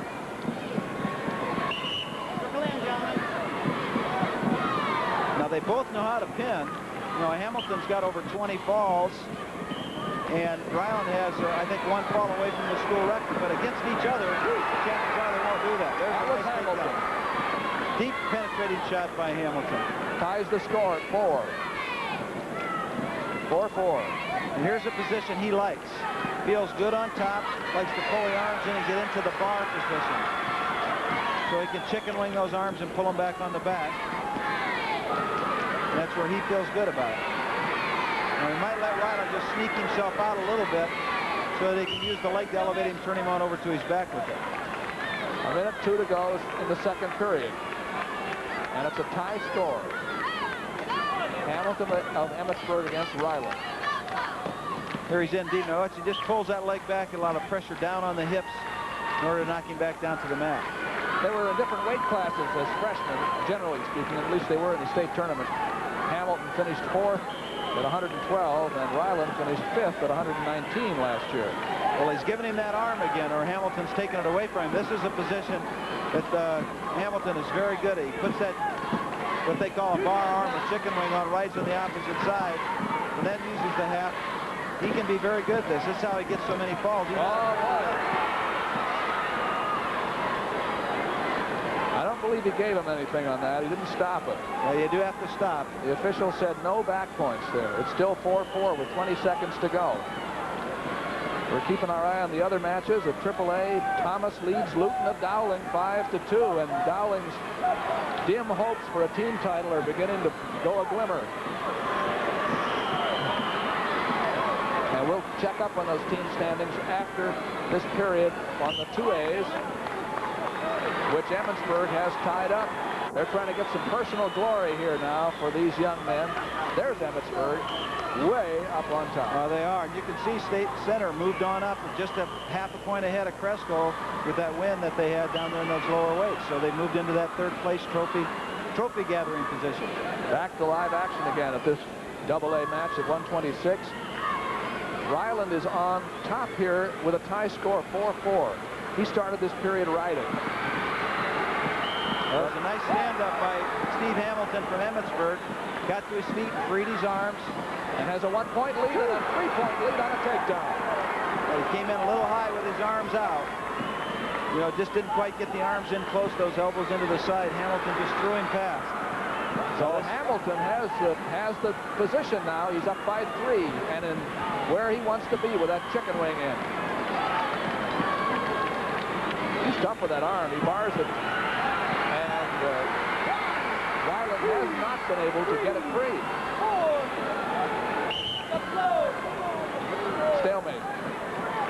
Referee Don Holmes felt that that wasn't going anywhere. Well, in the 8th, Schmitz from Don Bosco was winning his match 3-0 over Jeff Bakken from Northwood Kinset. You saw Hamilton react there with that shot for the big takedown to put him up by 3. And with a minute to go, there's a warning to the man underneath. He hasn't made his moves in continuity, so he's in a little bit of trouble with that. Giving up that arm again. Well, it's a tough match over at 3A. Now Thomas of Davenport is only up by 2. It's 7-7 now, as a matter of fact, at 3A. And I believe that Luton of Dowling is getting back points. There's a nice reversal by Ryland. Just got a little high, Steve Hamilton did. Ryland just sat up, came out the back door on it. But he's still ahead on the bottom, 7-6. Ryland's going to intentionally release him, try to get a takedown. It's 8-6. He has to have a takedown for a tie. And what do you know? Dowling is still in it. With back points, we'll hear more about that later. Luton of Dowling beat Brian Thomas 9-7. There's Ryland trying to get that takedown. And he's being held off, just being held out of there by Steve Hamilton from Emmitsburg. Doing a good job of just defending, basically defending himself. Now he gets called for stalling. 5 seconds, only 4 to go. He hits that single to the side. He's got to free the arm of the whistle to score. He couldn't do it, and Hamilton is the state champion. Hamilton is the state champion from Emmitsburg by a score of 8-6. By the way, we were talking about Dowling. It is going to be Fort Dodge's title because the Dowling man had the pin. That's right. And he didn't do it. There's the winner. He's only a sophomore. So is Mark Ryland. You're going to see a lot more from those two, I have a feeling. Yeah, I'm sure of that. The winner is Steve Hamilton. We'll go to 1A now to see what's left just as we get there. But Jeff Schmitz from Don Bosco won himself a title. He's been in that picture there, you know, for this is the 4th year. Second, third. And now won. Now he wins it. And he won big, 12-1. He was not going to take any chances this year. How about that? There's the catcher. Coach the catcher again. Well, Don Mashek's caught a lot of them. Dan Mashek has caught some big ones and some small ones. Here are the awards for 119 at 1A. John Nost, Lisbon. 4th place, Randy Lamoureux, Britt. 3rd place, Patrick Wilson, Shelby Tennant. 2nd place, Jerry Ackerman, Clarksville. And the 119-pound 1A champion from Winthrop, East Buchanan, Rod Decker.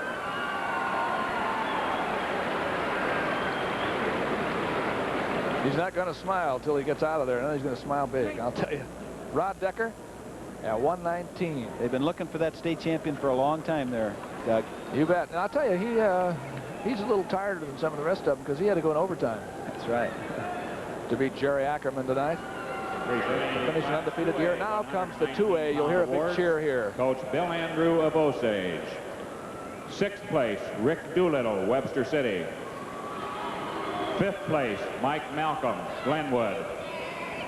4th place, Darren Jones, Iowa Falls. 3rd place, Dan Beatty, Benton, Washington. 2nd place, Dan Sinnott, Albia.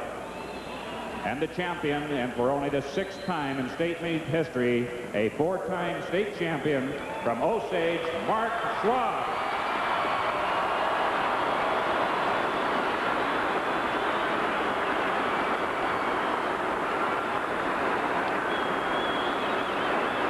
And again, they're on their feet in Veterans Auditorium.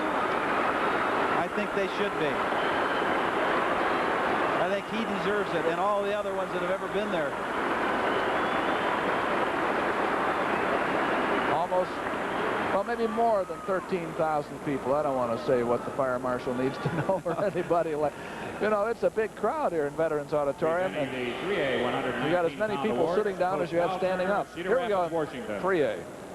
6th place, Dean DiGiacomo, Waterloo West. 5th place, Darwin Hill, Des Moines Hoover. Fourth place, Bart Huff, Cedar Falls. Third place, Dean Dorna, Fort Dodge. Second place, John Moore, Marshalltown. And the 3A 119-pound champ from Cedar Rapids, Washington, Gary McCall. Gary McCall, he had a tough one tonight, but he did win his second straight title. Let's go to Dean Borg for a floor report. Well, Doug, Don Bosco crowned another state champion here tonight. Jeff Schmitz, a 17-year-old senior, had been to the state tournament 3 times before, never got beyond third at 119. That was last year. But this year, a state champion, as he defeated Jeff Bakken of Northwood Kensett, 12-1. At the end of the second period, it was only 2-0, but he really poured it on in the third period, and Jeff Schmitz came off as the champion at 126 pounds in Class A. What happened over on your mat, Dick? All right, Dean, we had a barn burner at 126 in 3A.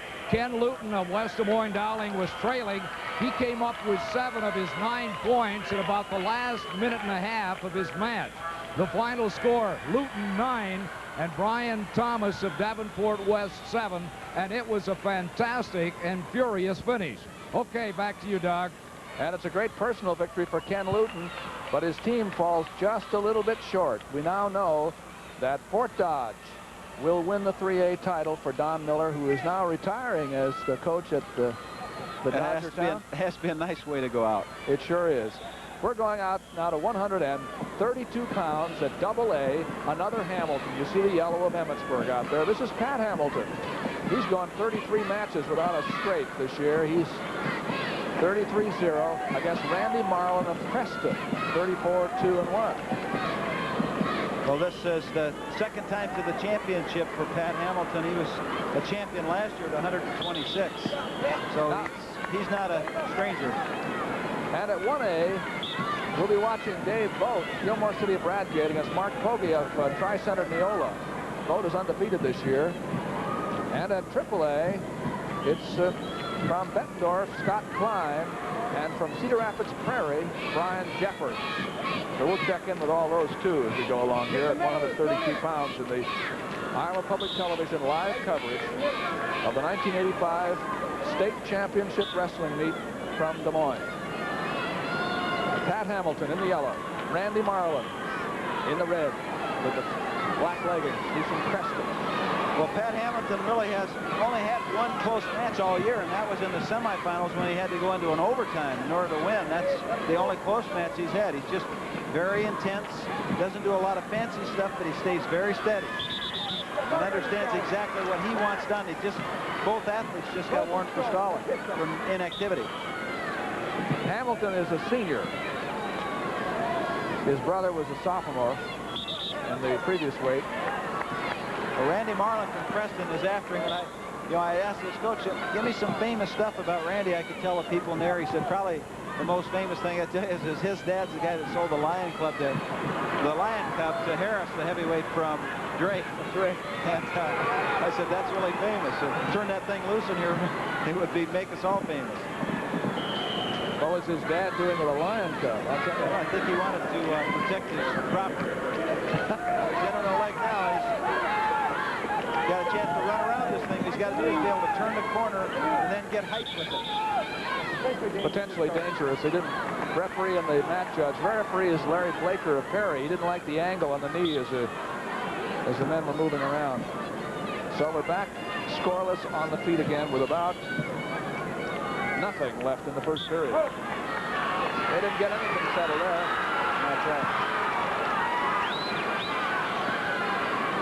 The choice? Hamilton is going to be on top. He's a very good spiral rider. In other words, he'll come back inside of the thigh and under the arm. He puts a lot of pressure, and Marlin from Preston knows this. He wants to get out of this thing. You can see the spiral ride right there. He comes up underneath the arms. He starts to put a lot of pressure toward the head. The Preston coach knows it. Marlin, the wrestler, knows it. And they'll try to take themselves out of this position by trying to get to their feet. But he hasn't been able to do it yet. We've gone about 25 seconds. Well, it's a hard thing to learn how to do this. I mean, it's very difficult for a young athlete to be able to figure it out on his own, and coaches oftentimes don't believe you when you tell them what they've got to be able to do, but how they've got to rotate out away from that pressure. It just feels like you can't ever do it. There's a nice stand at that time. He was quick, and he got to his feet, and Beat took away that spiral ride. That's what he wanted to do. 1-0 in favor of Marlin. With a minute 18 to go in the first period, second period. They went scoreless in the first period, starting from the feet. Neither man has taken down the other. 132 pounds, double A, the state champion team, Emmetsburg, sent Pat Hamilton out in the yellow. And again, they both got penalized because they were both warned earlier for inactivity. Well, neither man really wants to commit himself on the feet here. There's the first shot, but it was way back. Just a little too far away. Now, that may work sometimes, but what he's done is he's tried to get in there a couple of times and use this false drag where he comes across the outside arm and catches the elbow, steps up with the outside leg, and then just tries to pull himself past. My impression is that Hamilton is the aggressor here.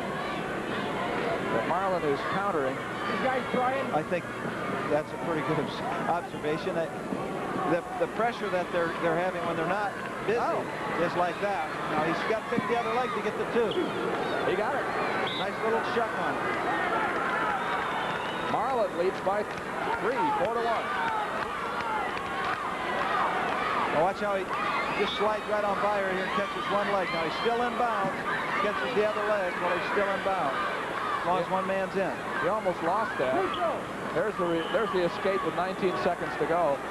Escape for Hamilton makes his score 4-2. He trails by 2. Marlin of Preston, victim of a fireman's carry, and he's right on his back. He's caught him hard. He's wisely keeping his head in there. You see Hamilton from Emmetsburg just keeping his head in, not trying to pull it out. 3-point back situation. 3-point near fall for Hamilton, and that puts a new picture. Well, once he gets behind, watch him penetrate this. Now slide the hip in, takes him right on through. Now just keeps the hip control and the head under. He had that shoulder posted right to the mat, didn't he? Sure did. When he got behind, he sure changed the tempo, didn't he? Yes. Maybe he should start out behind. It's a heck of a goer, very intense. It sounds like an old coach. There's Clint Young, who was a national champion wrestling for us up there at Northern Iowa, and a state champion wrestling in Algona. His man leads 7-4 now, and Marlin has got to come up with 3 points somewhere. But Hamilton got the whizzer in, comes out, and leads by 4, 8-4. Very basic, very fundamental, very sound. Win lots of matches on that. Here he's back into that carry position again. That worked pretty well. That worked for 5 a couple of minutes ago. He'll try it again. Well, he missed it once, and that's where he got beaten on that takedown, was he got into that position. When he was going to try to false drag out, Randy Marlin did a head snap on him and took him down. He almost did it again right there. 4-point lead for the man in yellow, Pat Hamilton of Emmetsburg. There's a little game being played right here on the pressure. Marlin has a head snap where he uses the arm that ties up to the head to snap Hamilton by, and Hamilton has an elbow snap that throws him by off of the head control. So it's kind of interesting to watch it progress. Marlin wanted to throw. Well, he has a minute to go in a 4-point deficit, and so he's decided he better live by the sword here. Well, when you wrestle somebody that's real basic and doesn't give you a lot of pressure, right here, see, he doesn't quite have the pressure and he's locked. Now he tries to throw anyway, and he just posts out to the outside, and all of his weight comes down and lands right on the top of Randy Marlin's head, neck, and shoulders. And so they're going to give Marlin some time to recover from this. Last year, Hamilton won the title at 126 pounds, 2A. He qualified when he was a sophomore. This year, he's undefeated. He's ready to go now. He's a real inspirational leader for this Emmetsburg team, too. Well, now they're a brother act. They have brother championships because the sophomore brother, Steve Hamilton, just won a state title. And here's Hamilton, Pat Hamilton, trying to add number 2. Well, he knows no quit, that's for sure. He just stays in there, very intense. And not a lot of fancy stuff, but he doesn't give you any position. wrestling confidently with a 4-point lead and 50 seconds to go. He's controlling the position, just not letting his opponent have good position. Now you can see the position that Randy Marlin from Preston's trying to get in is the throw position again. There's a nice snap down off of the shot. Takes him right to his hands and knees. 8-6. He's going to try to turn him now. It has 30 seconds to do it. Well, he really does have to turn him. It's tough. It would be tough to let the man go and then have to take down because you're behind by 3 then. So it looks as if Marlin is just going to have to tilt like crazy here. Yeah, they had the assistant coach there. He let him go. As the coach. He's head snapped him twice. Now he's going to have to throw him. There's only one way. Just got warned for stalling, so it's going to be a penalty point. That's a point. Now a takedown ties it. That's right. He's under the arms. Well, he's under there. Now he's got to go back in low. That's what he did. There's that attempted throw, but good balance, knowing it was coming, catches him on his back. You can't really fault young Randy Marlin from Preston for taking that. That's what he had to do to try to win. But with 3 points for the back situation, that makes it 14-7. People will look at that score tomorrow who didn't see the match and think it wasn't that close. No. But Marlin tried to throw at the end. Hamilton of Emmetsburg wins his 2nd straight state championship for the championship team. Emmetsburg. That's Pat Hamilton, his senior year of success, just as his junior season was in this sport. We're going up to 3A, which is still in progress. Scott Klein of Bettendorf, who is in the top position. I think both men are wearing black. Against Cedar Rapids Prairie's Brian Jeffords, who's on the underside. The score is 3-3. We have 25 seconds to go. 3-3, so watch it here. Klein on top, Bettendorf against Jeffords. Not much doing here with only 12 seconds to go. Now, can Jeffords get out? If he gets out, he wins. It looked like a horse race there. Trying to stay with him.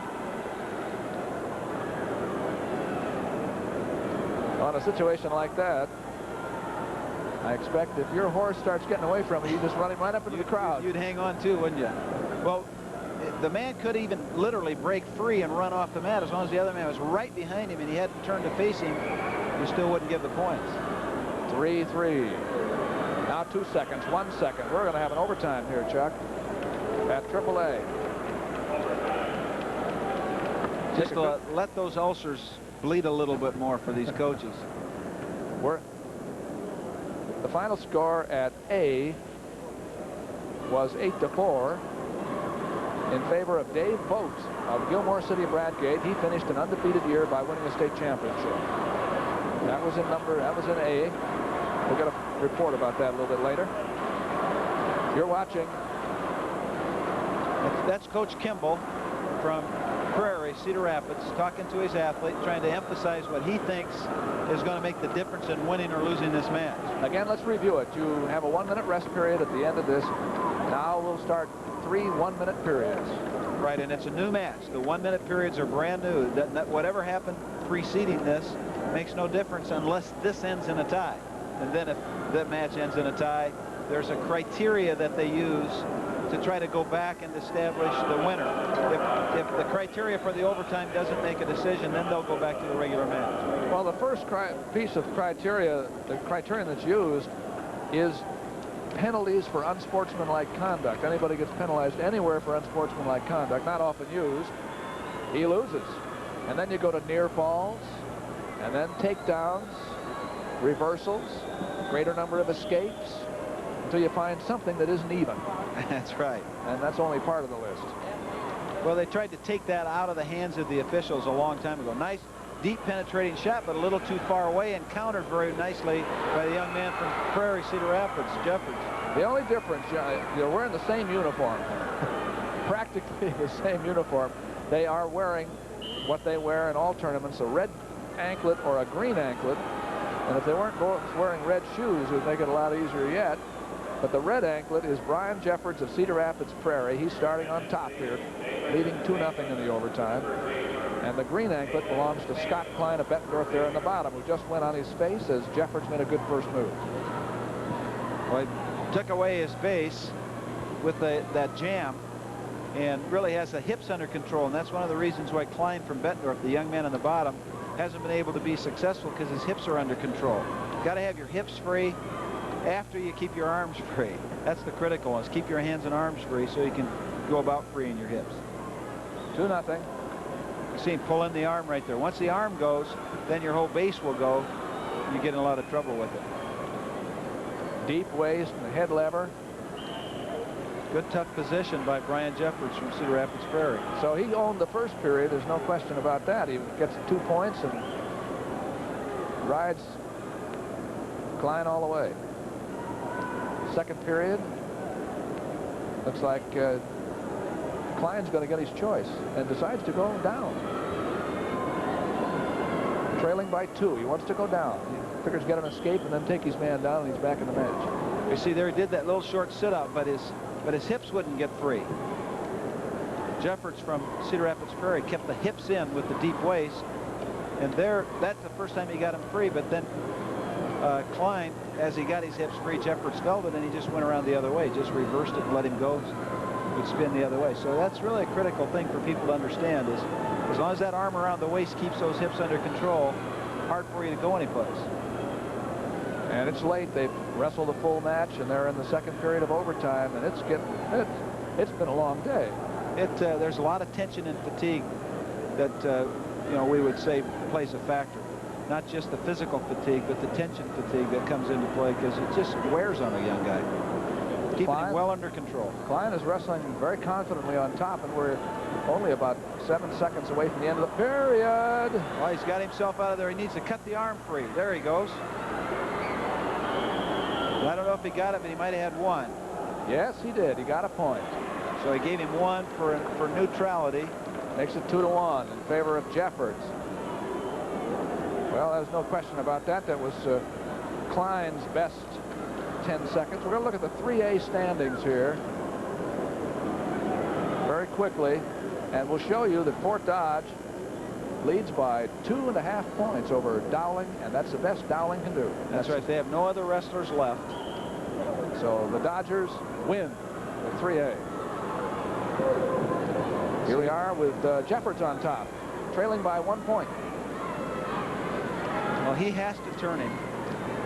Now that's just a matter of what he feels will be the best, most effective thing for him to do. He's taken away the base, but you don't turn somebody by laying on top of him. You're going to have to get a hold of one of those arms or legs and go someplace with it. And they both got warned for stalling. Something you don't want to happen to you when you're down by a point. Well, now when you're behind by 1 and in overtime for a state title, you got to shoot the works. Now Klein has a decision to make. Is he going to let Jeffords go? I don't know how good they are on their feet. If he feels like he's real good on his feet, he might, but if he doesn't, he might keep him down here and try to turn him from the mat position. Either that, or he might try to get him penalized for stalling and tie him in that manner, but I don't know what the criteria would say about that. I think he would still lose. He's getting a little late here. He has no choice now. He has to try to pin him. Out of bounds. Yes, and there's no less than 10 seconds left, so it's a little desperate now. One of the photographers here trying to get a mat level shot. He's trying to make people think he wants a mat level shot. He's just catching a couple of winks there. And in with a cradle for Jeffords. Can he get the back point? He did, I think. I'm sure he had him over there. He got 2 and he wins. Holy cow. Caught him in that cradle coming out right there at the end. What do you know? What do you know? That's the excitement of the state tournament, isn't it? It just goes to show it's never too late. Young Scott Klein. Now, that was very important because it was between Cedar Rapids Prairie and Bettendorf, the 2 teams that are just a half a point apart for third place. For third place. There's that cradle. Caught him, driving him on over through, has him toward the back, still in that position. Then the referee gets hit with a towel right there. Big finish. 126 award winners down now at 1A. Fourth place, Greg Sobek, Afton East Union. Third place, Tony King, Corning. Second place, Jeff Bakken, Northwood, Kensett. And the 1A 126-pound champion from Gilbertville, Don Bosco, Jeff Schmitz. 4 times a place winner. This time, he's number 1. Jeff Schmitz, Gilbertville, Don Bosco, whose team has won the championship here, too, in the 1A. Now the 2A winners are coming up, and we'll get another look at a Hamilton. This is Hamilton time, you know. We'll get an interview a little later on with Don Mashik, too. 2A 126 Gilbertville coach, 126. Coach Clint Young of Emmitsburg. 6th place, Brett Sweeney, Osage. 5th place, Mike Marino, Glenwood. 4th place, Larry Kendall, Albia. 3rd place, Jason Ehrhus, Independence. 2nd place, Mark Ryland, Eagle Grove. And the 2A 126-pound champion from Emmitsburg, Steve Hamilton. All that hard work paid off, and he'll be back twice more. They get a run of them going up there in that part of the country. Yeah, they sure do. Every once in a while, you see some, I think you can see the stars of the future and the stars of now in this tournament. 126-pound winners are being honored right now. When we get back to wrestling, we'll be at 138 pounds in AA. Now the winners at 3A at 126. West Des Moines Dowling. 6th place, Andre Scott, Waterloo East. 5th place, Dan Neville's, Pleasant Valley. 4th place, Jeff Black, Urbandale. 3rd place, Joe Whitters, Cedar Rapids Prairie. 2nd place, Brian Thomas, Davenport West. And the 3A 126-pound champion from West Des Moines Dowling, Ken Luton, who came from way behind right at the end to win his title. Now let's go to Dean Borg. Well, Doug, Dave Vogt, an 18-year-old senior from Gilmore City, Bradgate, knows what it feels like to place second. He was second at 119 pounds last year. He didn't want to be second again this year. He is the new state champion at 132 pounds, decisioning Mark Pogue of Tri-Center Neola 8-4. Now Dick Trotter has an interview with one of the most successful coaches in Iowa wrestling. Dick? Thank you, Dean. I'm here with Dan Mashik, the coach of the Gilbertville Don Bosco and the champions in Class 1A. Dan, I talked to some fans from Don Bosco this afternoon, and they said they know how to spend all their time in the winter. What do they go to wrestling all winter? Well, they keep pretty busy doing that, yeah. They really enjoy it, and they give us great fan support all year long. It really helps our program. Dan, you've coached now 3 champions. What do we look for next year? Well, we're going to be awfully young. We lose 5 good seniors. We got a couple freshmen to build on, and some other good ones back home. Hopefully, that with a little experience, they'll be able to fill the shoes of these guys that graduated. You certainly got a great tradition up there at Don Bosco, Gilbertville, and we wish you all the luck in the future. Thanks very much, Dan. Okay, and back to you, Doug. Thank you, Dick. And let's take a look and see just how successful he was this year at 1A. The team title for this Gilbertville Don Bosco. They walked away with it. That's the standing as we look at it right now. Looks like Sigourney in there tough for second place. We're going to 138 pounds now. Back to wrestling. AA is our first match. That's the one we're going to follow all the way through. In the maroon on the right is Sean Boyd of Mount Vernon. And in the blue, Steve Rogers of Iowa City, Regina, undefeated with 1 tie this year, AA. And in our other matches, 1A, Gus Roberts of Wapsie Valley Fairbank against Blaine Billings, undefeated from Nora Springs, Rock Falls. And at 3A, Charles City's Rick Lynch goes against Bettendorf's Bill Hansen for the title. We'll check up our nose as they go along.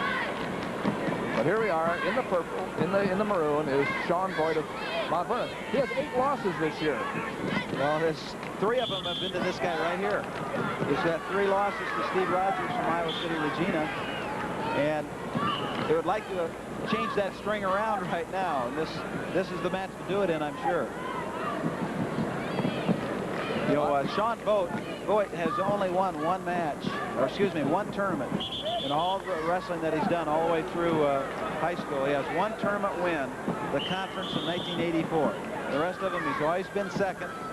But wouldn't it be nice to have a guy that's this good, you know, that's always getting second in tournaments to be on your team? You know, he's got one loss to Lynch, who's in the finals over here from Charles City. One loss to Hansen, the guy who's from Bettendorf, who's over here in the finals in 3A, both of those boys. And then 3 losses here to Rogers. So he wrestles good people, and as a result, here he is in the finals of this 1985 championship. And Rogers is a defending champion.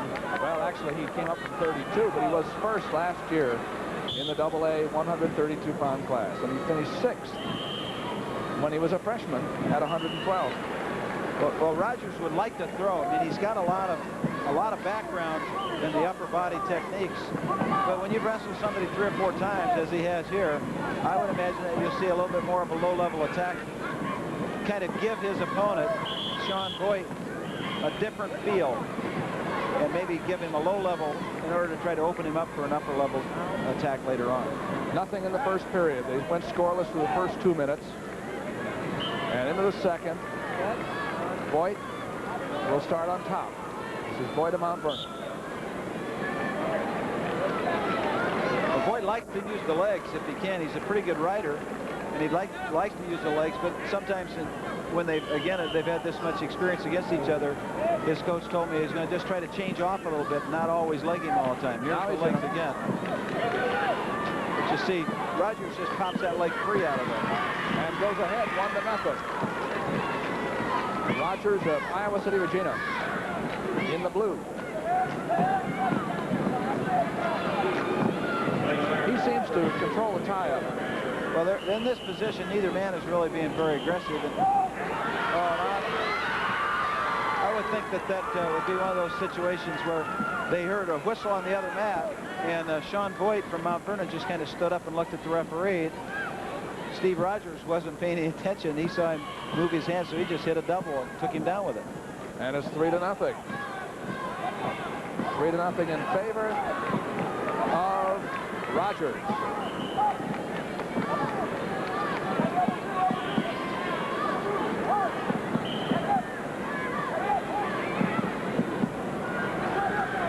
Controlling his man, Voigt, from the top. He has a 3-point lead. Well, he's got a lot of experience. You know, in his wrestling room, he catches some of those ex-Iowa wrestlers who have student teaching, or they're working in town. They just want to work out and help some boys. So I'm sure he's had some opportunities to wrestle with some of the other people. Yeah. Don't stop until you hear my whistle, okay? Keep wrestling. I'll be sure that you stop. I'll be sure that you stop. That's referee Dwight Spangler from DeWitt. Over at 1A, it's Lane Billings of Rock Falls, leading 3-1 over Gus Roberts of Wapsie Valley Fairbanks. Right at the end of the second period. Well, in the 3A match, Bill Hansen from Bettendorf's winning 7-1 now over Rick Lynch from Charles City. And here at 2A, we see Rogers of Iowa City, Virginia in the blue, 3-1, leading over Sean Voigt of Mount Vernon, who scored an escape. His first point. We're into that last period. Now is the critical time. They just start the last period. Voigt is down. Rogers begins up. Voigt's a junior. Rogers is a senior. Voigt likes to stand up. He wants to get to his feet. If the man locks tight on him, then he uses a switch, and if he doesn't, he likes to use this whizzer you see him in right now, because he can throw out of there. If the man stays in too tight, he can use that position to throw. It's a 1-point match now, because Voigt's behind now only 3-2. Now both men, as I indicated, have some freestyle experience. They do like upper body. They've been here with each other. It'll be interesting to see if they stay here and go with it, or if they just waste time.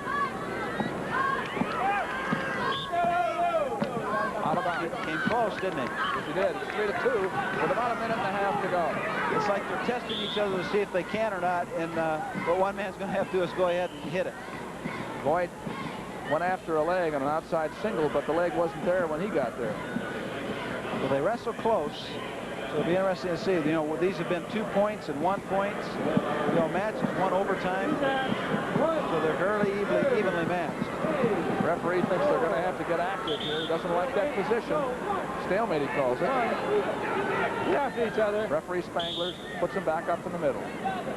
3-2. The man on the left leads by 1. The man in blue, Steve Rogers, undefeated this year with 1 tie. Back in on a double now. Nice. He countered him out, then came right back in on his own shot. That's going to be a matter of who can control whose hips right here. You can see Boyd in. Puts him down. Good hip control.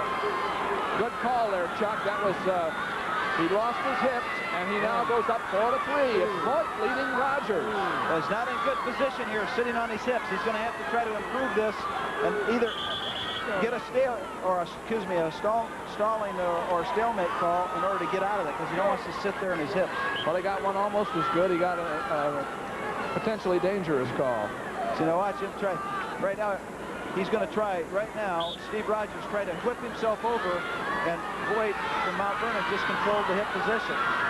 Now we're live action again, and Boyd leads by 1 with only 13 seconds. Not much time, but he doesn't want to let those arms get free. He's got to try to keep the arms under control, take his man back to the mat. With 6 seconds to go on 1-point lead. A lot of noise. Sean Boyd. A lot of noise down on that mat. Here's Rogers underneath. He is 1 point behind with 5 seconds to go. Well, he picked the ankle to stop the move, and that should win it for him. And he did. And Mount Vernon has a state champion. Sean Boyd lost 8 times this year, but he went through the tournaments without a scar. Well, it's got to be a real happy position. You know, you feel sorry for a guy like Steve Rogers, who's a defending champion. He's coming in undefeated. Wrestled the guy 3 or 4 times, but part of that, Doug, is the fact that when you go so many times against somebody, they know what you do. Sean Boyd wins it by a score of 4-3 in a dandy. We're going to go over to 1A, which is still in the last 20 seconds. Gus Roberts and Lane Billings. The score here is 5-2 in favor of Billings of Rock Falls. And he is the man on top as they go back to the referee's position. He has a lead of 3 with 20 seconds to go. Roberts of Fairbank needs 3 to catch him. I don't know whether he cautioned him or penalized him. He must have penalized him. A point came up. 5-3. 5-3. A reversal would tie it. Hey, you don't want to give away those points. They could come back to haunt you. He's got him under control here on the edge. When he stays on, his opponent's just off the edge. Gus Roberts, 26-1 coming into this match. Lane Billings, undefeated, but with 1 tie in 30 matches.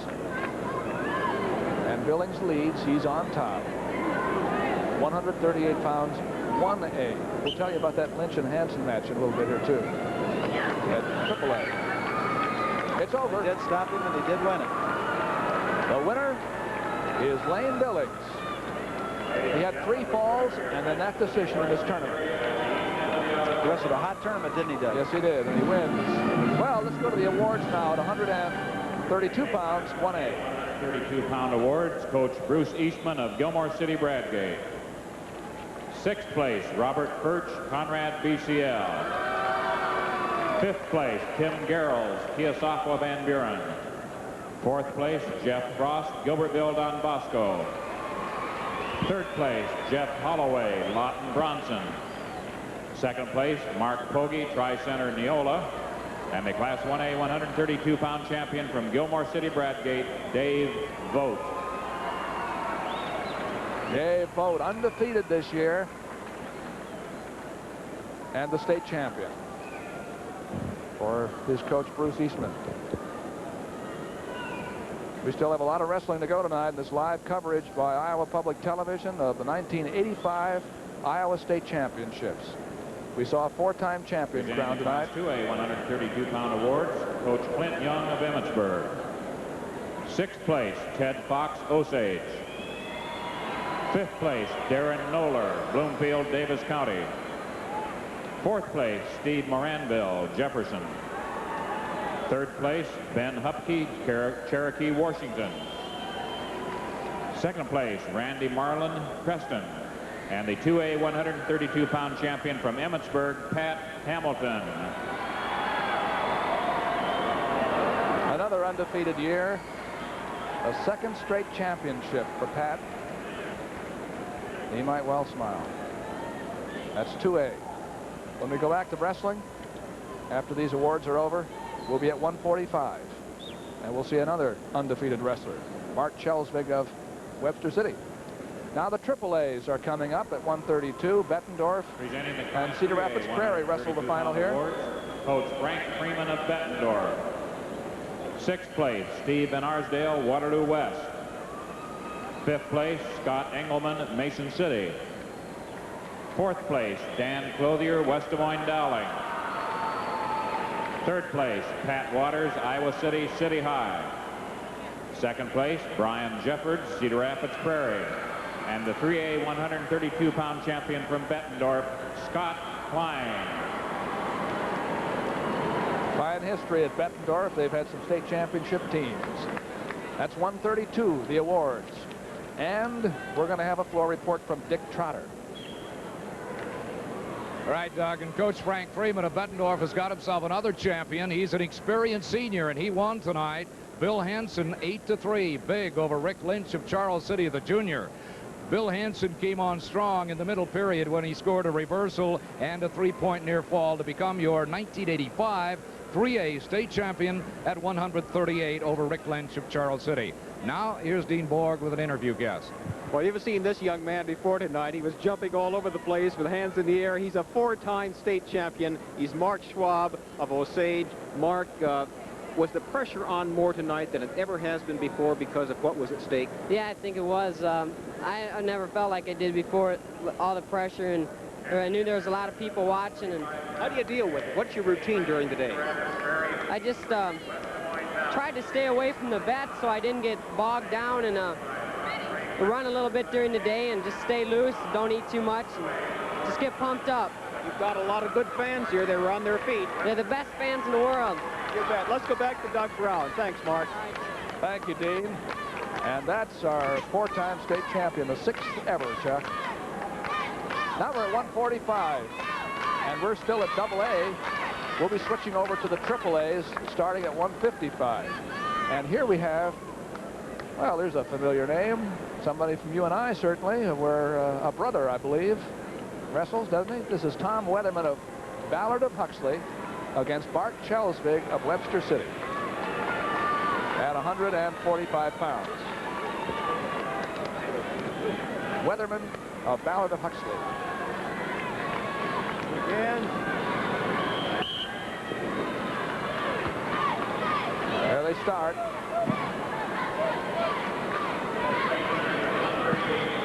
We'll show you the other matches, too, along the way. We have Rod Frank of Highland Riverside at 1A against Dan Johannes of Pocahontas. Pardon me for giving you the wrong name there, by the way. Tim Weatherman. Tim is Ballard of Huxley. AAA at Cedar Rapids Prairie's Jay Heineck trying to cap an undefeated season. If he beats Keith Freese of West Des Moines Valley, he'll do it. And they're in AAA.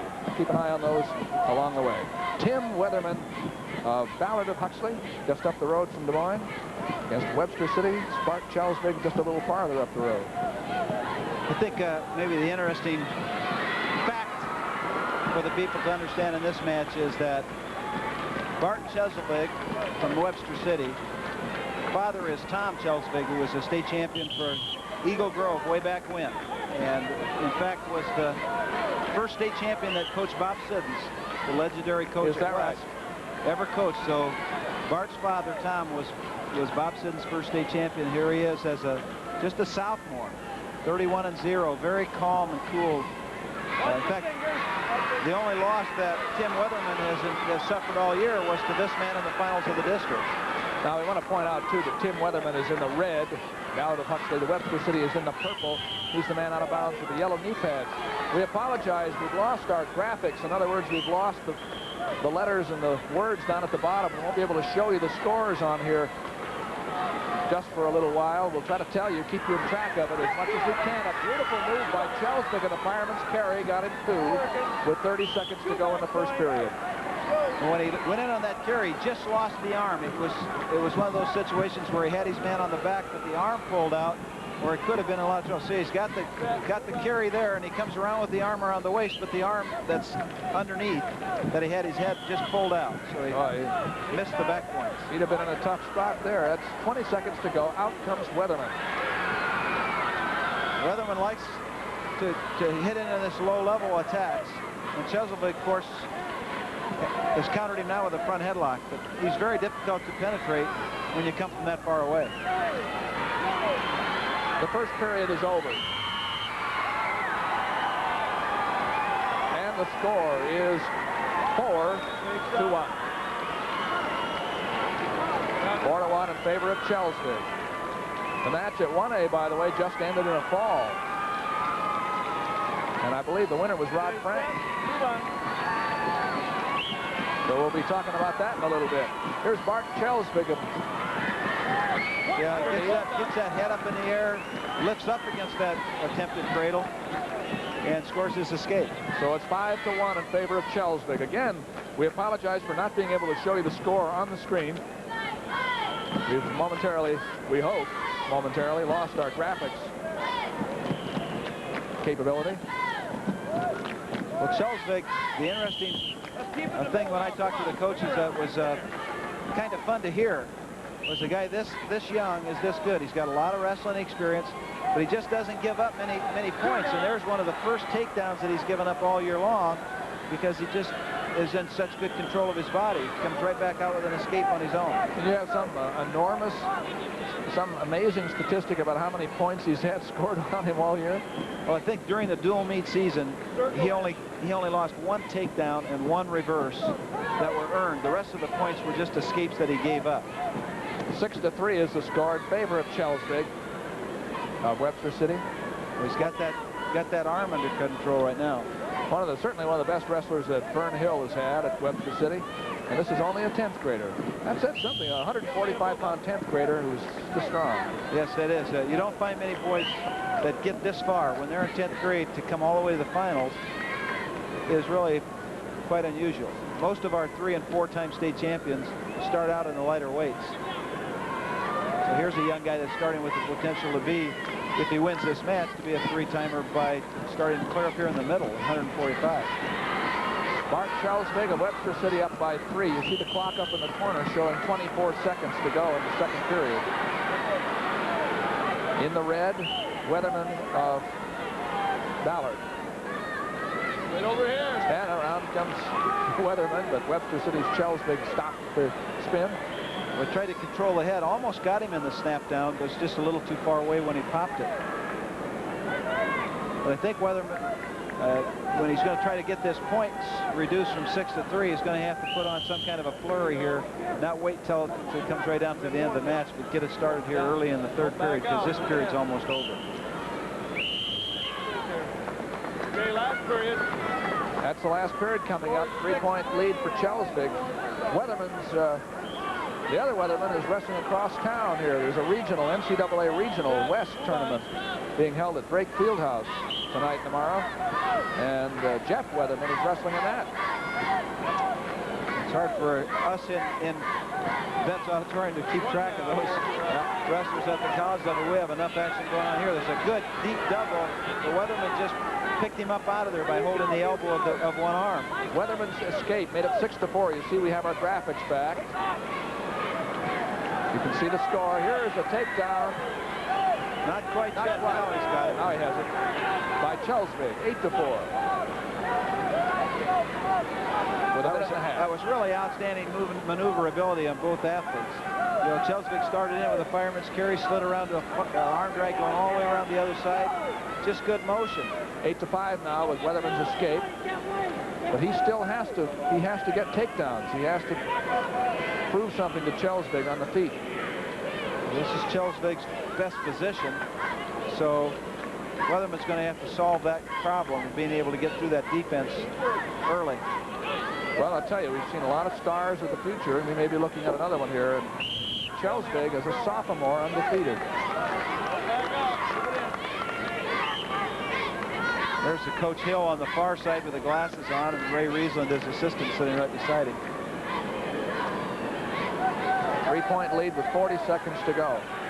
So just slide right on around around there. He has such good body control. Even though he didn't score the points, what he did was he snapped him down, and he started to go into the drag position to slide around. Just kept his body moving to throw him right on over and not get countered out. He has real good body control. At 1A, we had a pin, as we said. Rod Frank of Highland Riverside pinned Dan Johannes of Pocahontas for the title. Move it in there. That was at 145 pounds in one of the other matches at 1A. And Keith Freese from West Des Moines Valley is leading Jim Heineck from Cedar Rapids Prairie 8-3 now, with 30 seconds left to go in the last period. And Heineck came into this meet undefeated. Takedown for Weatherman. Now it's 8-7. He's holding him in there. He wants to let him go. And he does. It makes it 9-7, but he doesn't have time here. Time runs out. Happy young man. And Chelsvig is the winner as a sophomore. As you indicated, that's real tough up a weight like that at the middle weights, 145 for a young guy to get that far. Bright future. There he is, Bart Chelsvig. His coach on the right, Vern Hill. There's Dick Kennedy, who's also an assistant coach up there. Got the hugs on. And they win it. Coaches can still show the old bear hug if their time is appropriate for it. That's at 3A. That's Freese of West Des Moines Valley. His arm goes up. He just won. The score was not close. Keith Freese of West Des Moines Valley brings a title to Central Iowa over Cedar Rapids Prairie's Jay Heineck. And we'll be hearing more about that a little bit later, I'm sure, from our floor reporters Dean Borg and Dick Trotter. We have awards coming up for 138 pounds, and we're going to be shifting over to the one from 155 on to the AAA classes, the big schools. Now, at 138, the 1A awards. Presenting the Class 1A 138-pound awards, Coach Dick Kruger of Norris Springs, Rock Falls. 6th place, Ted Schrank, Mapleton, Maple Valley. 5th place, Dennis Francois, Belle Plaine. 4th place, Todd Peters, Mobile, Woodbury Central. 3rd place, Mark Weber, Gilbertville, Don Bosco. 2nd place, Gus Roberts, Wapsie Valley, Fairbank. And the 1A 138-pound champion from Norris Springs, Rock Falls, Lane Billings.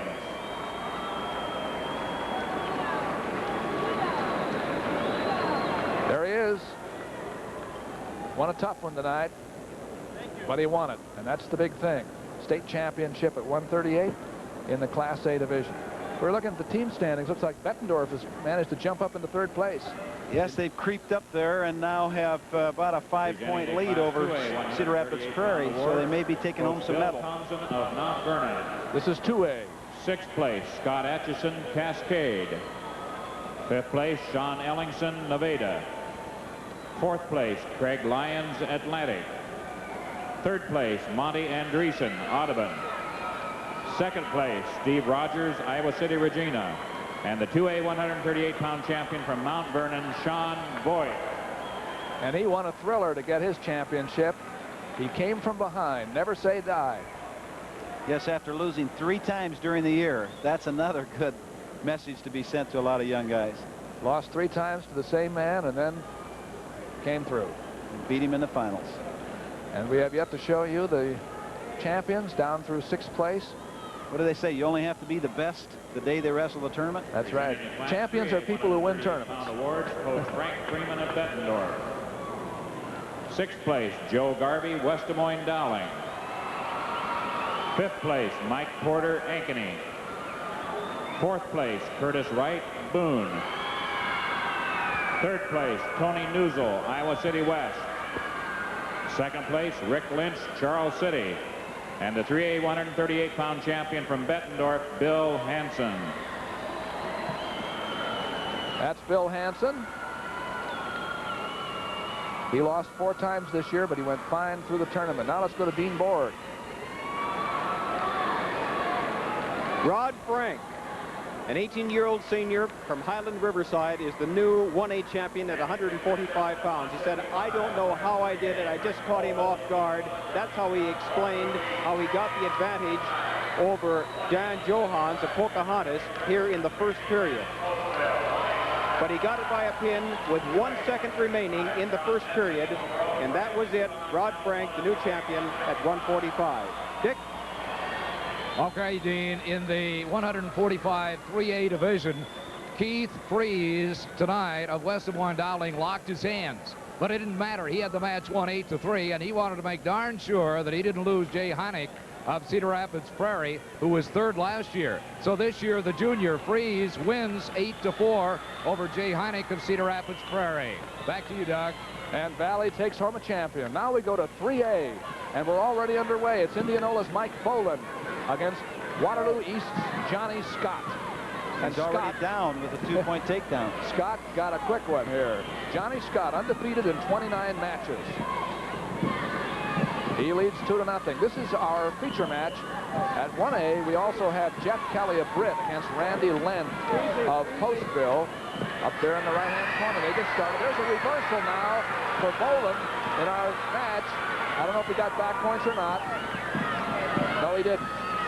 And then at the AA level, we'll have Sean Nessa against Brad Coulon, and that's a rematch. They've been after each other all year. Eagle Grove against Algona. That's for sure. You've seen some real good athletic talent while we were lining up the other matches for you that were going on. That's the 2A we were telling you about. Nessa and Coulon. They've wrestled each other several times this year. The Algona man just got a takedown in that one. Now, in our match here, 4-2 lead for Johnny Scott of Waterloo East. He's the man in on the leg right now, starting from the top. Well, he did the same thing last time when his opponent, Mike Boland, stood up.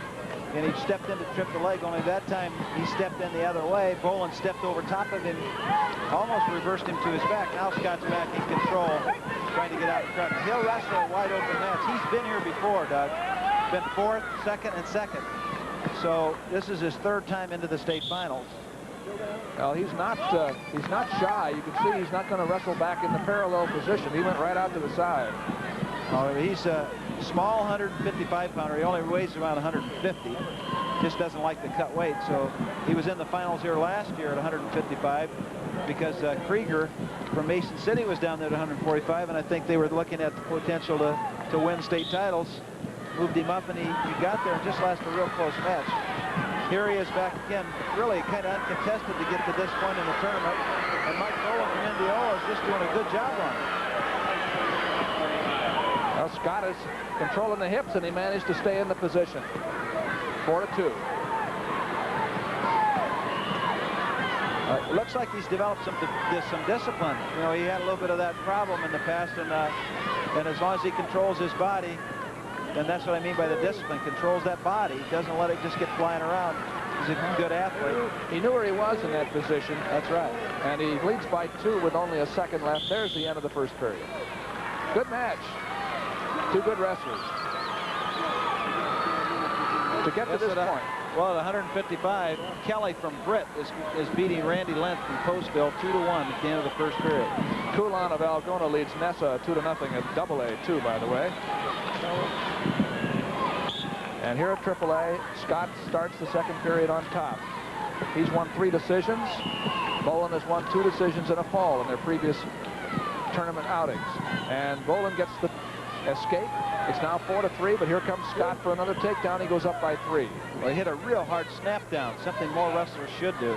Just took him out of that tie-up position with a good snap down, took his legs out of the way, and then spun in behind him for 2 points. He just intentionally releases him. 6-4. He's confident on his feet, obviously. Well, both young men like to throw. Johnny Scott from East and Mike Boland from Indiana will throw. They like to be in this position. There, he takes him down. When Scott tries to throw, he just drops his hips. 6-6. Good move by Boland. Got a little bit more range on him, I think. So he gets under and jacks him straight up in the air and just steps in a trip. Scott wanted to throw right when he stepped in, but he just dropped the hips, took the throw potential away. So Scott, with 1:22 to go in the second period, is in the down position, and it's a tie. Boland went right back to the ankle to cut off the first move. He's going to have to move up here. Well, he likes to leg, you know, and he'll take away that ankle to take away Scott's first move and then put the legs on and then try to put him down and use the legs to turn him over.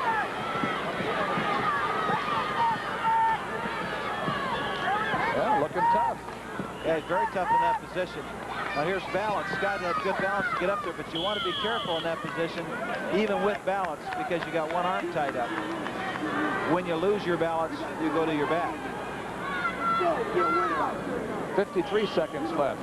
Now there's Larry Salas, the assistant coach at East, and I would imagine he's very concerned about his athlete who's been warned for stalling on the bottom. And there's the ankle picked up now. He's got to react to that ankle first in order to be able to get out of this position. Now Scott's on his feet, and he controlled himself well, gets the reversal. Wants to be careful hanging the head here when that leg is tied up. Don't want to hang the head on the other side. That little false cradle sometimes bites good wrestlers. 8-6 is his score. Scott by 2. No, he hasn't taken him down. That's what he's got to try to do, is put his opponent down. So you might see him just release this position again. They'll come back to the middle. That's Coach Indianola, Tom Horton. He's telling his athletes, you got to get one. Just get that 1 point. 20 seconds to go in the second period. Oh, a good, polite referee here, Dale McDonough of Fort Dodge. Well, over in the 1A at the end of the second period, Jeff Kelly from Brett's now leading 5-1 over Randy Lent from Postville. Now you see Bolin trying to come around on the switch. He does manage to face up a little bit with Scott just for a moment, but Scott hung in there and kept the position. Right, he kept those hips under control, Doug, and that was really critical. When the man's starting to come out, you have to control hips. Score is 5-1 at the AA, or the score is 2-2 at the AA between Nessa and Coulon. Stick around here in just a moment. We'll be showing you the 2A team standings in just a moment. In case you want to see, Emmitsburg has it locked up, but it's a good fight behind them. We'll show you how it goes. There's the end of the first period at AAA. Scott leads 8-6 in a good match at the end of the second period. Scott of Waterloo East over Mike Bolin. And we're back at it. Well, here we come. We'll show you those team standings in a bit. Mike Bolin is on top, trailing by 2 points. Well, look, as the athletes start to beat people, even in some of these, there's a nice head throw. He's got him down in a real tough position because he's got the neck and the other arm. Now Scott gets out of there and reverses him. Well, that cost.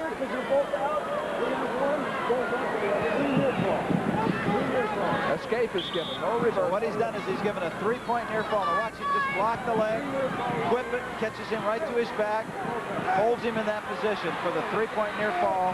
And when they come out of it, Scott gets 1 point for an escape because there's neutral. And now it's 9-9. 9-9. We've got a barn burner here at AAA between Bolin and Scott, and they're on their feet, even up in a minute and a half to settle it. Well, it's close to make it exciting for people. Remember, both athletes like to throw, and I don't think this is the time either one of them should. You're hot, sweaty, a little tired. Well, it's more for conventional. There's a nice deep stepping shot from Scott for the takedown. A good, solid, workmanlike takedown by Scott. Remember, he hasn't lost this year. That's where you want to be in that low level, where he takes in that step. And he leads 11-9. We have two good matches going on the other mats, too, 1A and 2A. It's 4-3 in favor of Nessa at AA with about 10 seconds to go. With 30 seconds to go at 1A, it is Kelly of Britt leading Lent 5-3. Scott, he stopped that first move. And now as he puts the legs on, now this can be dangerous with a man with a little bit of length unless you're very effective. Now you've got to be able to do something with these things, and you can't get in trouble hanging over the top.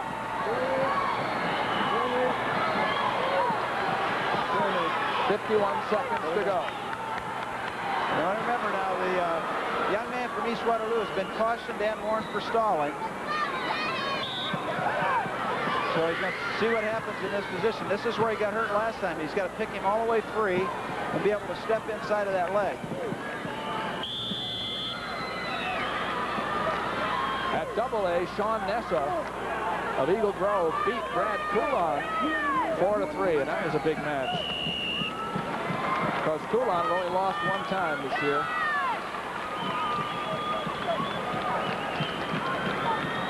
Well, it's going to move Eagle Grove up a few more points in the standings. But and Jeff Kelly beat Lent in 1A.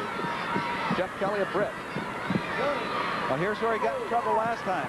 This is exactly what Mike Bowen from Indianola did last time. Got back in there now. There's still no change of control. Got to be careful with the hips. You get those hips down on the mat, you can get in trouble. Out of bounds with 22 seconds to go and still 11-9. Nessa, who had 9 losses this year for Eagle Grove. I know he'd lost 3 times in a row. Talk about how many times you wrestle the same man. He'd lost 3 times to Coulon, 1 in the districts, and he beat him again here. So he was lost to him once 10-1. It's never over. Here we are. Now that's an intentional release by Scott. And it'll be interesting to see how this goes right at the end. It looks like he's trying to stall out the match rather than continue to wrestle aggressively. A guy like Bowen, it could be in trouble.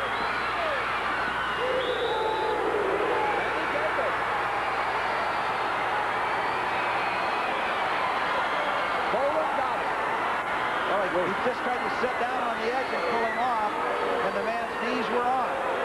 Bowen leads by 1 with 2 seconds to go, 3 seconds to go, and Scott is sitting on the edge of the mat in disbelief.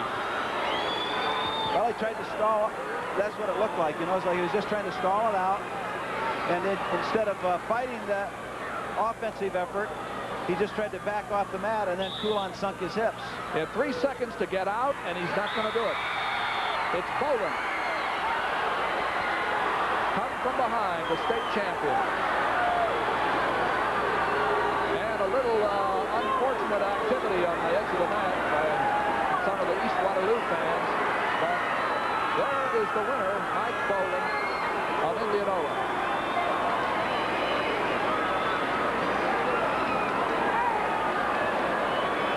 To 11. A little disappointment. Maybe it's just a protest, huh? I think so. Well, Bowen isn't helping the situation with his excitement, is he? No. Probably doesn't know that, though, I'm sure. Johnny Scott, the Waterloo East, was undefeated coming into this one. And Bowen wins one. That's his coach, Tom Horton. Let's go to the awards at 145 pounds, Class A. Pleasantville. 4th place, Dave McLaughlin, Sigourney. 3rd place, Mark Nygaard, Rock Valley. 2nd place, Dan Johannes, Pocahontas. And the 1A 145-pound champion from Highland Riverside, Rod Frank. There he is, Rod Frank. 34-1 this year, and he won the big one. That's the one you need to win, isn't it? Yep. That's 1A at 145 pounds. We still have 167, 85, heavyweight, and super heavyweight to wrestle here on Iowa Public Television, live from Veterans Auditorium. I'm Doug Brown with Chuck Patton, Dean Borg, Dick Trotter. 145-pound awards, Coach Vern Hill of Webster City. 6th place, Sean Stream, Bloomfield, Davis County. 5th place, DeLon Negg, Emmetsburg. 4th place, Rick DeGault, Fresco, Crestwood. 3rd place, Tony Demerock, Norwalk. 2nd place, Tim Weatherman, Ballard Huxley. And the 2A 145-pound champion from Webster City, Bart Chelsvig. He's only a sophomore, maybe a 3-time champion, huh? Who knows? You never know. And, you know, it isn't just the wins. It's the potential to be injured or have an illness. So it takes an awful lot to put 4 of them together or 3 of them together. That's at AA. Presenting the Class 3A 145-pound awards, Coach Jim Underfer of West Des Moines Valley. 6th place, Brett Messerly, Ottumwa. 5th place, Dave Brummel, Indianola. 4th place, Ron McCutcheon, Fort Dodge. 3rd place, Bob Thompson, Ames. 2nd place, Jay Heineck, Cedar Rapids Prairie. And the 3A 145-pound champion from West Des Moines Valley, Keith Freese. A lot of good sportsmanship there on that stand. Keith Freese, champion from West Des Moines Valley. Now let's go to Dean Borg. Jeff Kelly, the 18-year-old senior from Britt, is the new state champion at 155 pounds in 1A. Actually, he's a repeat. He won at 145 last year in Class 2A. His school dropped to 1A this year, and he went up a weight, but he still decisioned 5-3 over Randy Link of Postville. And Dick Trotter has a guest. Dick? Okay, Dean, in just a moment. Right now, with just 40 seconds left, Sean Nessa, the underdog at 155 in Class 2A, beat the #2 finisher last year, Brad Colden of Algona, 4-3, and it was quite a finish for young Nessa.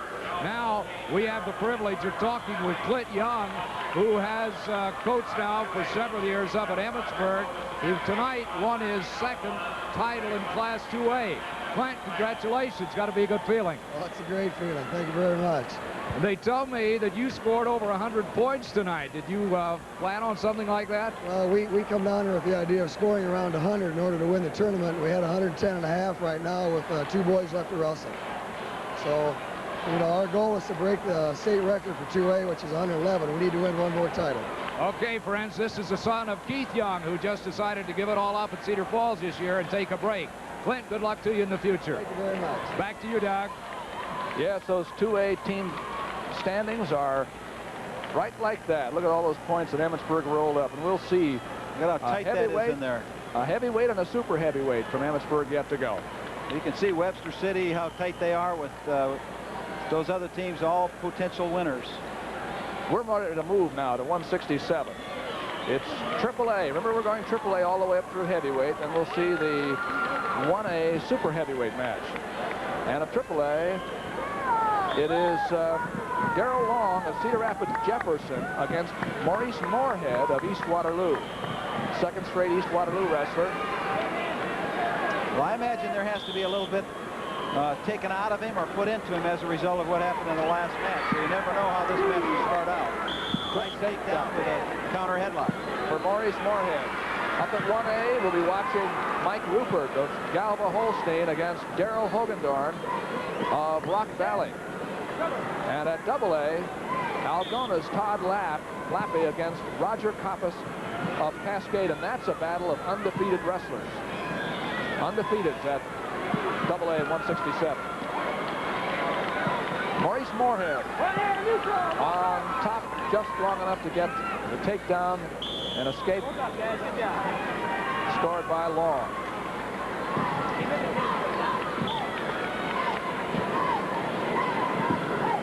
Long he had a 1-point decision in his first match in the tournament, then got a fall and won in an overtime by 1 point in the semis. Moorhead had a tough match in the 2nd round against Dowling's Millhop, but he won easily in the other 2. I think Moorhead hasn't really done a lot of varsity wrestling before this year. He's got great talent, but he just hasn't had a lot of varsity experience. So every match as he goes, his coaches feel that he's gradually improved because he's coming off of a base of 0, you know, no varsity experience. Now here he is in the finals of the state as a senior. And Long is in on the leg, but he couldn't keep it. It's a good inside trip. Just didn't quite get his balance. Dropped down for him. And he got taken down with it. And it's 4-1 now in favor of Moorhead. Now this is Long's first trip to the state also. Work for fall. Work for fall. And, neither wrestler has that wealth of experience behind them. So it's one of those matches where anything can happen.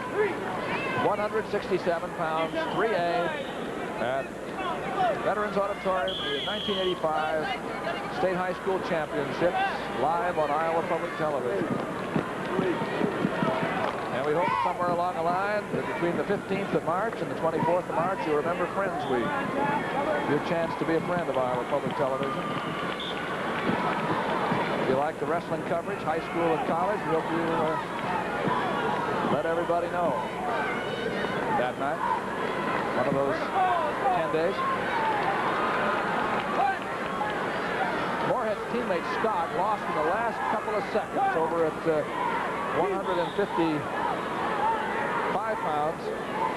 And he would like to go far enough ahead not to have the same thing happen. He's leading by 3. Well, it looked like he almost was ready to give him the escape right there, but referee put him back down. So now, without much time left on the clock, only 2 seconds, coaches are telling him, keep him down. Moorhead by 3. And the period ends. Coach Knipp from East Waterloo doesn't sit on the bench when Maurice is wrestling. He has Bill Tate, who's his cousin, wrestles down at Iowa State, and sit on the bench. That's Dick Briggs, Cedar Rapids Jefferson coach. His man trails by 3. Now he's got 1. Just missed a headlock. 2 more. And it's 6-2. Escape for Long with a takedown for Moorhead.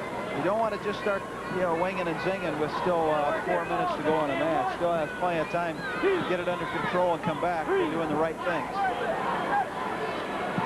Yeah, Moorhead does have a lot of talent. It's now 6-3. Well, he tires a little bit. He does fatigue some. He's given up points late in the match right here. Just gave up 2 more. 6-5. He just has a little bit of trouble pushing himself in the 3rd period. Got that talent. Going to have to do it now. A 6-5 score in favor of Long. In favor of Moorhead over Long. But there's still about a minute and 18 to go. Look how he just lifts the hips. Clears them, then comes on in behind now. Darrell Long from Jefferson has a good spiral. He'll try to jump into that right away. He's pretty opportunistic, but by a spiral, I mean he'll block on the thigh and come in underneath the arm, and then if he can, he'll use that.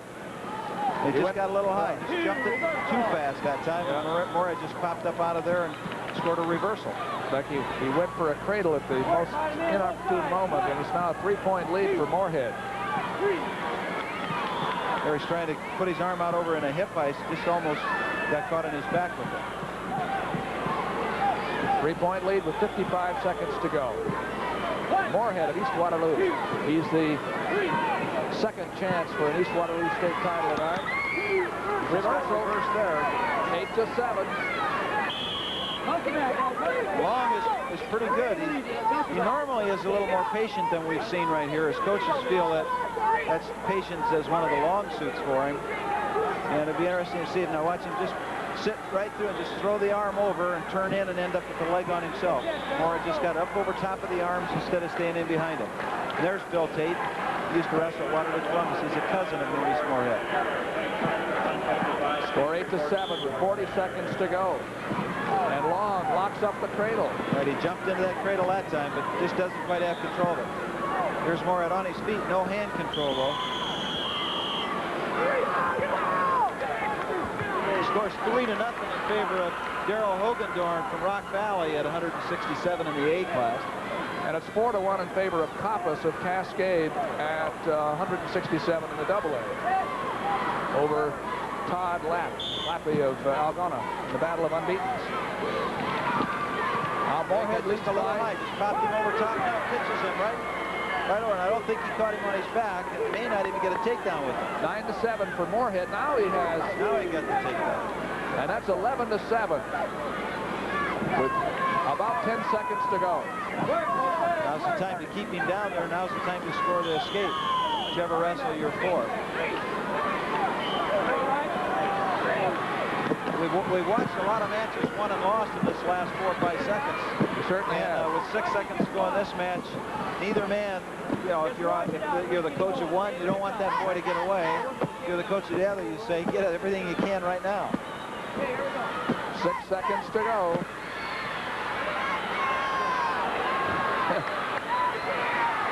And Darrell Hogendorn from Rock Valley now leads 6-0 with 40 seconds to go in the last period. And Mike Rupert from Holstein. The The AA match is just about over, and it is over. It's 5-3 for Coppice. Now we're seeing the last seconds of the championship match at 167. And it's, well, it's 11-7. 11-7. Maurice Moorhead from East Waterloo is leading Darrell Long. I thought it was, there are the team standings. Fort Dodge over Dowling, but Dowling can score no more, so Fort Dodge wins. You can see Bettendorf's just nudged ahead of Prairie in there for third. Now in the third period, I lost track of a period here, Chuck. Somebody should have jogged me a little bit. Moorhead is trying now with this last period to go to beat the legs. What he wants to do is clear the edge of the mat right now and get a faster start, I'm sure, so that Darrell Long can't put the legs on it. 4-point lead for Moorhead. He's on the underside of this situation. I think he was just warned for stalling. You can see his coach, Bill Tate, who's acting as his coach in this match, telling him what to do, how to free himself from those legs. But Long has to popped it out now for escape. It's a 5-point lead to make up. Moorhead leads by 5, 12-7. Moorhead on the left. Darrell Long of Cedar Rapids Jefferson, who was undefeated before this match. Takedown for Moorhead. It's 14-7. Does have talent. I'm watching kind of a rhubarb here with all the officials over in that one match in 2A, and I don't know what the decision is made, but they're still discussing it, so it may not be over. We'll wait and see what happened here.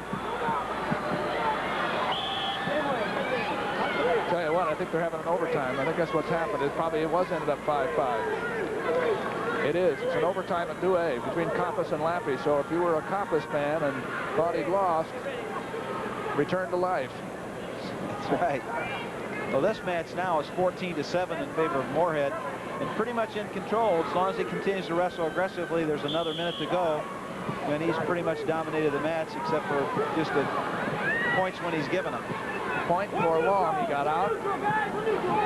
14-8. Long is in on the leg. He got 2 more. It's 14-10. You know, there's still 38 seconds to go here, so Moorhead. Well, the match always continues until they blow the whistle, or pop the buzzer at the end. A lot of athletes have to learn that. Just because you're ahead by 1, 2, or 20 doesn't mean you get to stop when you want to.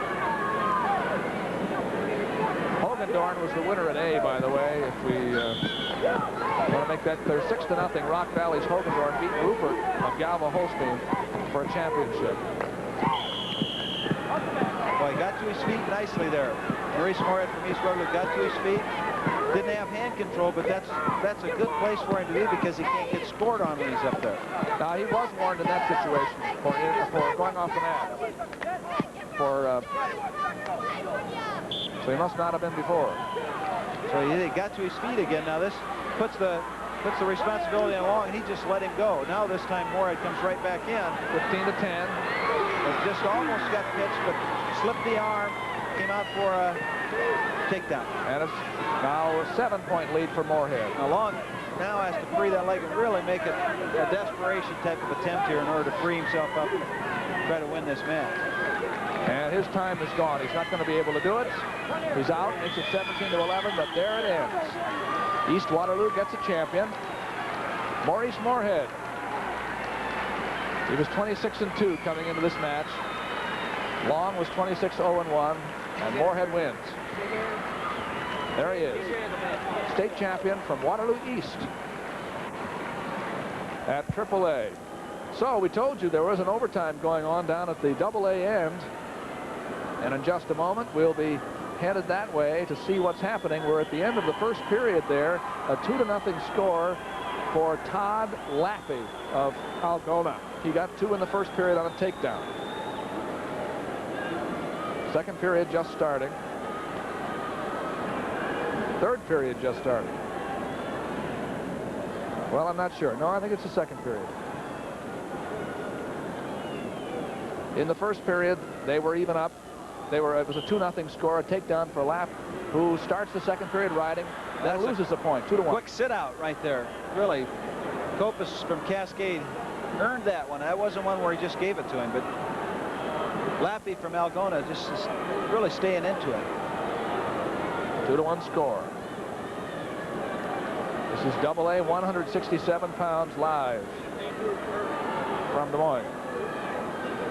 It was 5-5 in the regulation. We saw the 5-3 score, but there was obviously a takedown or a reversal scored right at the end.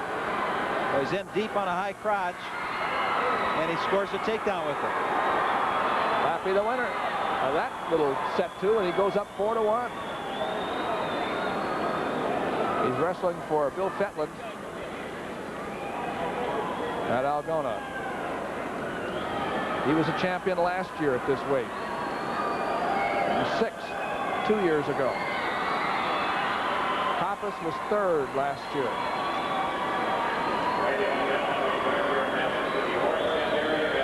That was the 3rd period, so it's over now. Well, it was the 3rd period. Okay, well.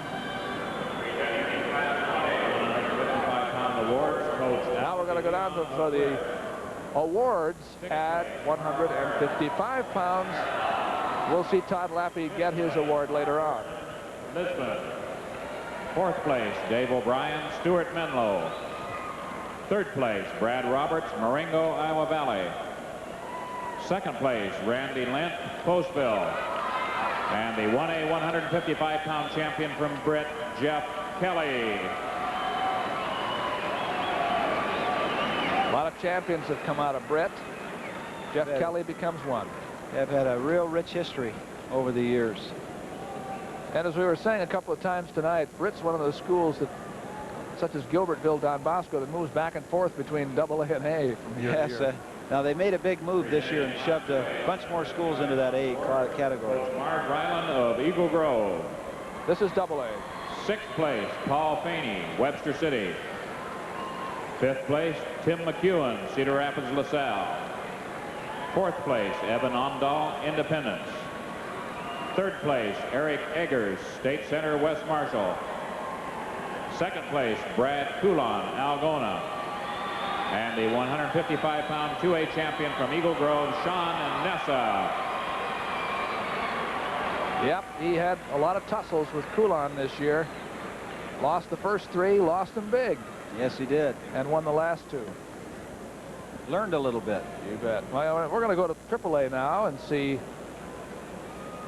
the champion who was a last-minute comeback winner.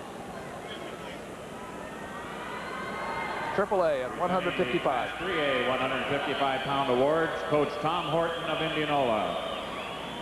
6th place, Jeff Simpson, Fort Madison. 5th place, Brian Blackford, West Des Moines Dowling. 4th place, Dave Crook, Bettendorf. 3rd place, Aaron Chambers, Marshalltown. 2nd place, Johnny Scott, Waterloo East. And the 3A 155-pound champion from Indianola, Mike Bowen. He did it.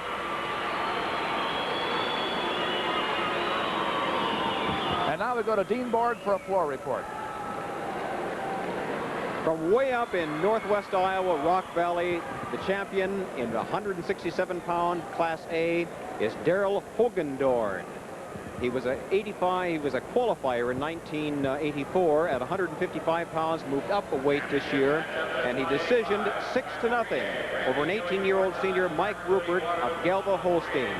He led 2-0 in the first period, 3-0 after the second period, added 3 more in the third to decision 6-0. The champion is Daryl Hogendorn of Rock Valley. Doug? We're at 185 pounds. And we're going to see undefeated Randy Ewing of Fort Dodge, who's been one of the stars of this tournament so far, wrestling against Mark Moody of Waterloo, Columbus. This would be icing on the cake because Fort Dodge has now won the AAA championship, and they're trying to pick up an individual title. Randy Ewing, he beat Chris Geneser of Dowling in the semifinals. And at the time, it was considered to have been perhaps an upset, but it didn't look that way to the people who saw the match. No, he beat him pretty badly. And He just hasn't had a lot of wrestling this year because he had a shoulder injury in football. He was an all-state linebacker and had complete shoulder repair. He's on the left here. He's in the dark, the black. In the green with the white stripe is Mark Moody of Waterloo, Columbus. In fact, Ewing is going to University of Northern Iowa to play football. And I suspect Briggsy up there is going to be wishing he can get him on for wrestling somehow, the way he's looked in this tournament. We have other matches, too, at 185 at 1A. It's Brad Porterfield of Postville against Devin Embray of Twin Cedars, Bussy. And at AA, Joe Malachek of Osage in the green, up in the corner there against Tracy Allen of Mount Vernon. There's Ewing in on a double, and you saw him chase that double all the way to the takedown. And by chasing, I mean he got in on it, kept his feet, and as Series in it, now watch him keep his feet, blocks it, stays on his feet, stays all the way through it in order to score it. A lot of people let those hips get away because they don't follow it up. Ewing on top, leading by 2. As I said, he's an all-state linebacker in football, and that means that he's got pretty good feet. And we saw a demonstration of that, how he kept his feet on that double. He placed once 2 years ago at 155 pounds, 6th. He qualified last year but didn't place. Well, I imagine the factor in the match now would be if Mark Moody can stay in the match long enough not to let these cheap points for 2 get called against him. Back points there? I don't know whether he called it or not. I said no. I heard somebody saying no. But whether it was the official or whether it was somebody else, I couldn't pick that up. But all it does is stop. So it's kind of an interpretation. Okay, let's go. From that point on. What I was going to say is if Mark Moody can keep from getting points racked up against him, that will be critical because with that injury that Randy Ewing had, chances are only 3 weeks of wrestling, his conditioning may not be the greatest. So they got to stay in the match with him in order to find out if he does it now. He's totally in control now, though, isn't he? Yes, he is. Mark Moody wrestling for Columbus and Waterloo. Dennis Getz is the coach. The referee setting him up in the center is Don Holmes of Vinton. Okay. A lot of activity here at Veterans Auditorium. Team titles have been decided. Emmetsburg wins AA. Gilbertville Don Bosco wins single A. There are still some tussles for 2nd, 3rd, and 4th. And Fort Dodge, the team that Randy Ewing is wrestling for around here, getting the back points, is the 3A champion. You heard the referee say 2. He's keeping a lot of pressure on Mark Moody. Now, Mark Moody's a good football player also. Doug, he went to the state, was on the state championship or state tournament team of Columbus that was in that, I think, a runner-up this year in the football playoff. He's a team leader. He runs and lifts all the time. Has good conditioning. As I said, a factor may be with his conditioning to see if he can keep the score close enough to maybe score on Ewing when he gets late in the match. It's 3-0 here in favor of Ewing at the end of this first period. Don Miller, there is the coach of the Fort Dodge team. He's the coach of the year this year, and this is his last year. He's going to hang it up as a coach, stay in athletics, I think, and perhaps administration at Fort Dodge. He'll stay in the faculty. Okay, Red, let's go. Well, he's been good for the sport from the gentleman's standpoint, from the coaching standpoint. He's done a good job of being able to deal with a variety of things to bring his team and his program along. 0-0 is the score at the A 185-pound match between Porterfield and Embray. No score. Yes, and in the 2A, it's 3-0 in favor of Malachek, Osage. And it's 4-0 here. 4-0. I think I said 3 a while ago, and it's 4. Now it's 5 because Ewing's out. He did that little sit-out, posted his head, cut his arm back through. About a minute and a half to go in the 2nd period. Well, Mark Moody's never been to the state tournament either. He's the oldest of several boys, so he has a chance to lead the way for some of his younger brothers to come on in here. He only has 1 loss this year. That was to Dave Williams from Charles City early in the year. But he's fairly aggressive, And as long as he can stay in this thing, he's got a chance. There's a real nice high crotch. High crotch, yes. Very nice. He got in there deep and penetrated. He just kept his head down. Young Randy Ewing put his nose on the deck and didn't score the points. 48 seconds, second period. We still have the heavyweights, the super heavyweights to go. That's Dennis Getz. Wear that gum out right now, won't he? You bet. Well, he's got to get 5 points for his wrestler here somewhere. And it's pretty hard to beat over there. Yeah, it is. I was just going to say, could probably start by having the athlete score points. 2-on-1 from Getz and from Moody, and Ewing doesn't let him keep it very long. He goes right at the legs. They lost control of that by staying down low. Nice counter by Mark Moody. And now he's back in. He likes this ride where he'll come in to take a risk, chop on the arm, come in the crotch and put pressure toward the head. That's when he uses the wrist, hooks it on up into a hammerlock. 5-2. Nice hip heist. 6-2. Ewing is out. Nice hip heist by Randy Ewing to put his arm over and drive his hip up and through in order to free himself from that position.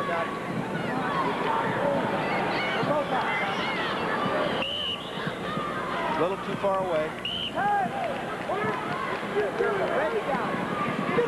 Embry leads Porterfield 1-0 now at 185 pounds Class A. Looking at the Fort Dodge coaches. That's Dave Morgan, who's was a 3-time state champion over at Eagle Grove in the past, now helping Coach Miller at Fort Dodge. Ewing started the third period on top and leading by 4. He couldn't hold the position. It's an escape for Moody, 6-3. Malachek still leading going into the start of the third period. He's leading 3-0, 185 over Tracy Allen from Mount Vernon. That's a double A. Heavyweights and super heavyweights still to come. Moody's got just, a good takedown right here to close this match up. A lot of time left, 1:30. Ewing wants to continue to wrestle now. You can see he just looks a little tired. His legs a little bit like jelly, not quite under control like they were early.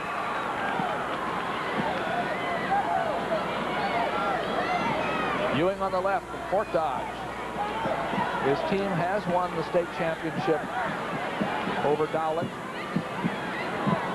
Although Dowling had a terrific afternoon in the consolations. They lost some people in the second round, but they were able to bring a lot of them back. They picked up, what did we say, something like 37 points or 36 points in the afternoon. They came from nowhere. Everybody thought they were out of it just fighting for third or fourth. They came back home. Now Moody has a single. Right. They just got to be patient here. Don't lose the position. Too hard to get there on a good man. 49 seconds to go. Ewing's tired. You can see how fatigued he is. We call that rubber leg. Just kind of wobbling back to the center instead of walking. Feet always don't go where they're supposed to when you get tired. But you can have injuries. There he got penalized. And that's a point. So it makes it 6-4. Now they're a takedown apart. That's right. Now he's back on the aggressive part. There he goes. Nice. Got into that position on the takedown. 8-4. Ewing got the takedown. It's surprising sometimes. You just need to get the young man's attention occasionally. Look at him penetrate now. Just stay with it. Just stays with it. Instead of isolating himself in his knees, he just kind of floated in there and let the other man carry him. 33 seconds to go. Yeah, it does help to get somebody's attention sometimes. To answer your other statement. That's by 4. That's 8-5. 20 seconds.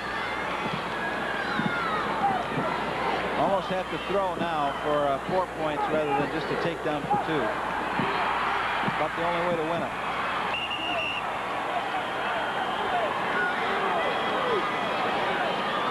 Two tough athletes, 185-pounders. Randy Ewing of Fort Dodge on the right. Moody trying to take a shot from the outside. It may end right here. You can imagine what it's like to be in a match for the state finals. 3 weeks after he started, 2 months ago, he had major shoulder surgery with tendon and ligament bone repair. So I think he can sit down now if he wants to. Quite a comeback. Randy Ewing is the winner. Fort Dodge. He's just found the strength to get both arms in the air. Yes. And the referee can lift one of them. 185-pound state champion, AAA, 8-5. Shows a lot of courage and a lot of get up and go when you're that tired. And Don Miller gets another champion for his state championship team. Oh, you better watch that, Mr. Morgan, lifting those 185-pounders. Well, an old guy like us, they'll go our back. Those young guys can still handle it. 167 will have the awards for 1A. 167-pound awards, Coach Kent Ekness of Rock Valley. 6th place, Greg Hull, Afton East Union. 5th place, John Corey, Coon Rapids. 4th place, Brian Striegel, Sigourney. 3rd place, Scott Dirks, Gladbrook. 2nd place, Mike Rupert, Galva Holstein. And the 1A 167-pound champion from Rock Valley, Darrell Hugendorf. Number 1 from Rock Valley for Coach Kent Ekness. It's a thrill for the coach to be able to put that medal around his wrestler's neck, and that's why they're allowed to do it. The coach does the awarding. That's 1A at 167. Stick around for the heavyweights and the super heavyweights coming up here yet. We have some wrestling to go. There's sometimes they throw each other around a little bit. Fetman of Algona. 6th place, Scott Diaz, Atlantic. 5th place, Sean Yates, Webster City. 4th place, Mike Schulte, Cedar Rapids, LaSalle. 3rd place, Scott McCabe, Fresco, Crestwood. 2nd place, Roger Kopus, Cascade. And the 2A 167-pound champion from Algona, Todd Lappy. Undefeated year for Todd. He went 29-0. And Roger Kopus lost just once. And that was the match for the championship. That's AA at 167 pounds. We're going to have a chance to meet Don Miller in a few moments, too. The happy coach of Fort Dodge, who's figured out a good way to retire, win a title. Coach Steve Knipp, Waterloo East. 6th place, Steve Shoemaker, Bettendorf. 5th place, Phil Gillespie, Davenport West. 4th place, Greg Herbert, Dubuque Waller. 3rd place, E.C. Mulehop, West Des Moines Dowling. 2nd place, Darrell Long, Cedar Rapids Jefferson. And the 3A 167-pound champion from Waterloo East, Maurice Moorhead. Maurice Moorhead. A lot of talent there. 167 for East Waterloo. Let's go to Dean Borg. Doug, Devin Embry of Twin Cities Bussy had been at the state tournament 3 years before, never been a state champion, never got beyond the opening rounds. Tonight he is a state champion. He decisioned 7-0, set is 7-0 over Brad Porterfield of Postville. And now, Dick, you've got guests and a report too. Right, Dean. And it was at 185 pounds in Class 2A. Joe Belichick defeated Tracy Allen of Mount Vernon by the margin of 3-0. So Joe Belichick of Osage, your new state champion. Right now we have another champion in high school wrestling in the state of Iowa, Don Miller, the coach of the Fort Dodge Dodgers for many years, and tonight another state champion. Don, how do you account for it? Well, it's just a tremendous feeling. The kids came down here with the idea that if they got a little help from some of the other teams, that maybe we could peck away at Dowling and upset them. And right now, it's a good feeling to know that we've accomplished that, Dick. Well, I'd like to think that you didn't need a lot of help to bring those Dodgers along the way you have in recent years. And next year, looks like they're going to be somebody else at the helm, right? Right. This is my last year, and what a scenario. You know, they lucked out, got Coach of the Year, and state title. When I go to bed at night, I'm going to thank the good Lord, because it's just an impossible way to get out, but it's so fantastic, Dick. Don, I think we'll thank the good Lord for a gentleman like you coaching high school wrestling here in the state of Iowa. Best of luck to you. Thanks very much, Dick. You bet. Don Miller, ladies and gentlemen. Now back to Doug. And we'll second that. We're up at heavyweight now. We'll set this up. I was going to say, he talked about luck. Well, France Rickey used to say luck is the residue of design. And I've always thought it was a good idea. Here we are at AAA in the heavyweights. It's Newton in the white. Newton's Brooks Simpson, undefeated in 30 matches against Spencer's Randy Byrne. It's 2-1 in favor of Simpson. He got the takedown, and then Byrne had an escape. At 1A, we'll be also watching Riceville's Seth Bonnet against Rock Valley's Mike McNamara. Rock Valley has been scoring well, and you see You see a possible pin over there by Bonnet. And at double A, it's Tim Lure of Emmitsburg. See, there are 2 more Emmitsburg wrestlers left. Moorhead of Winterset is the opponent.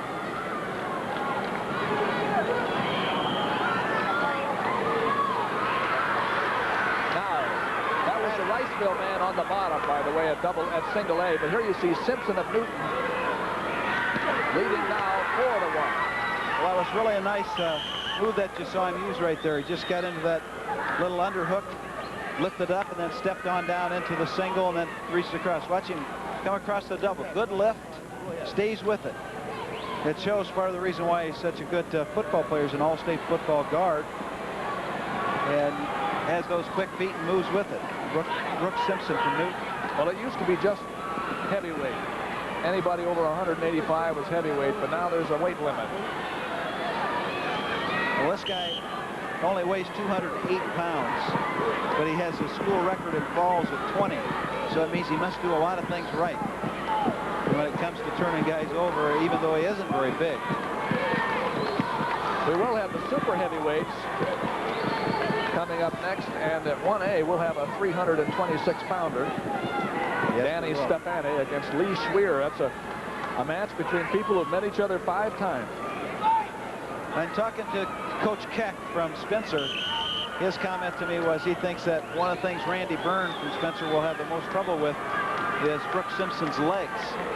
Simpson from Newton tends to put the leg on, and Byrne from Spencer hasn't seen much of the legs. He's dominated most of the year. Hasn't had a lot of trouble since Christmas. He's pretty much beaten everybody easily.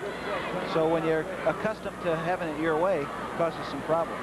4-1 is the score. Simpson leads, but Byrne gets the top position starting the second period. He wants to knock him down here. You know, he's quick enough. What he'll try to do is just knock him down. He sometimes uses the near wrist or the crossface in order to try to turn his men over. Simpson's in on the leg. Well, he did a good job there of just coming out instead of trying to break free. Just squatted down, took the leg. Still hasn't scored anything yet. As long as Byrne keeps the hip control, there he lost it. And it's a reversal. 6-1. I'm sure Byrne would have preferred to get out of that situation with an escape, but it didn't happen. See, he just turns around, comes right in, faces it, then drops him on down, pulls the leg away for the 2-point reversal. That's Brooks Simpson of Newton. Undefeated this year. He qualified last year at 185 and didn't make it. He's got him headed toward his back right now. He's scoring back points, too. Just on a little tilt. And as gradually the match is getting out of control. 8-1 now. Simpson. He's got him in a banana split now, and he's got him pulled over. With the leg, he's got him stacked up pretty hard. This is not a friendly position. No, this puts so much pressure on the hamstring muscles. You know, the muscles are right up the back of the thighs because it stretches you out. That's where the pressure really comes, is you don't have the flexibility to be able to spread your legs that far apart. Well, I think if Randy Byrne had it over again, he'd just as soon start somewhere else. Well, this is one of those ones that comes out of the legs. If you're not used to doing the normal type of defenses out of the legs, you can sometimes give these up because you try to tripod and stand up. 30 seconds to go in the second period, and Simpson can hold this all night. As long as he holds it, he's going to prevent the other man from wrestling, which he'd like, I'm sure, not having to work so hard. He leads 8-1, and he's going to have a 3-point near fall at least if he doesn't get the pin. Doesn't look like he can get that one shoulder down through there to quite earn the pin. And I'll tell you, that had to be tough on Byrne. That had to take some energy here. End of the period. 11-1. He might be stiff in the morning.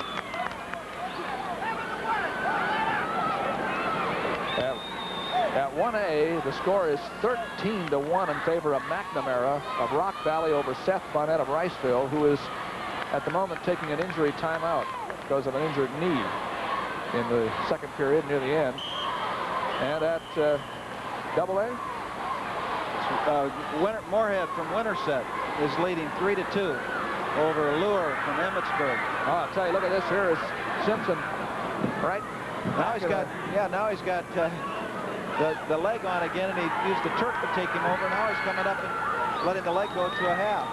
I tell you, Newton has a good heavyweight here. This Simpson is dominant. 13 be careful now.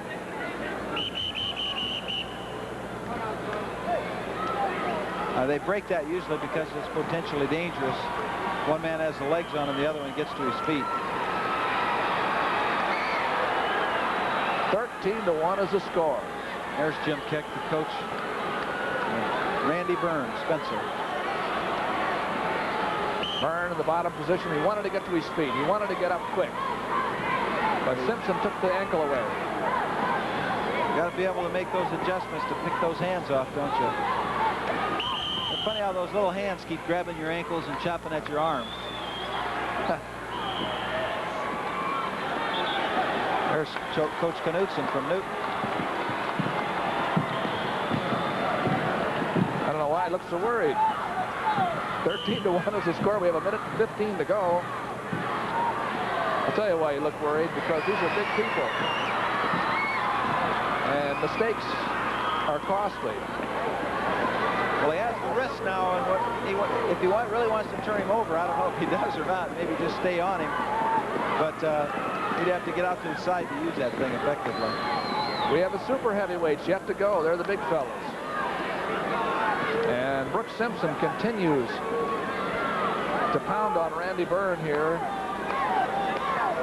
Well, he has the leg on and the arm tied up behind him, so here all he has to do is just free up the arm a little bit to be able to run it on through. Turn him to his back. No, I don't think he called that. Yes, he did, too. So he has the hips get isolated with the legs, so the hips can't go anyplace. Then you reach back and take a hold of the head and or the shoulder, pull that shoulder back down toward the mat. Now it's 2 points. 15-1 will be, well, you'll make it 16 because that's going to be a 3-point near fall. And time is going to run out. A big win for Brooks Simpson. Yes, it was. An undefeated season and a state championship. And who's going to argue with him? Not me. He's a smart young man. He's a 27 ACTer, which is very hard to get, and probably be able to pick where he wants to go and play football and or wrestle, whichever he decides to do.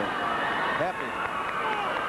Brooks Simpson, All-American young man.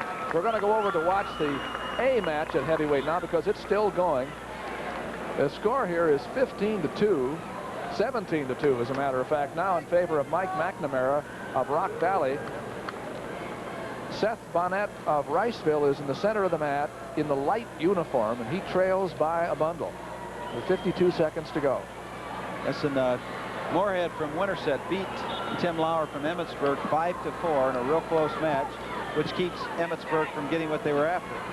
Now here's a nice throw by Riceville, just didn't quite finish it off. Now he gets taken right back himself. That makes it 19-2. Well, 17-2, I won't argue. I guess they didn't feel that the control had really changed. They gave the 2, though, didn't they? The 19 doesn't show on the scoreboard. That's what they get for listening to me here in this situation. We join the 1A match near the end, 20 seconds to go. Another of Ken Eknes's wrestlers for a successful Rock Valley team. Super heavyweights coming up yet. Here on Iowa Public Television's coverage of the 1985 State Championships in Wrestling in Iowa, live from Veterans Auditorium in Des Moines. And the winner, Mike McNamara of Rock Valley. 35-3 for the year and the big championship. Bunch of handsome-looking young men, aren't they? Yeah, they sure are.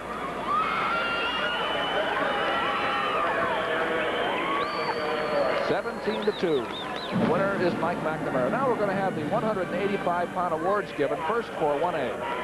Award, Coach Ken Kimmich of Twin Cedars Bussy. Sixth place, Terry Tizar, Belle Plaine. Fifth place, Galen Paulson, Stanwood, Lincoln. Fourth place, Kevin Fowler, Rockwell City. Third place, Jim Kraft, Logan Magnolia. Second place, Brad Porterfield, Postville. And the 1A 185-pound champion. And it wasn't here. This is the one you don't want to lose anytime down here. So now up come the 3A 185-pounders for their awards, which are going to be given by Coach of the Year, Don Miller. Presenting the Class 3A 185-pound awards, Coach Don Miller of Fort Dodge. Sixth place, Jeff McCullough, Burlington.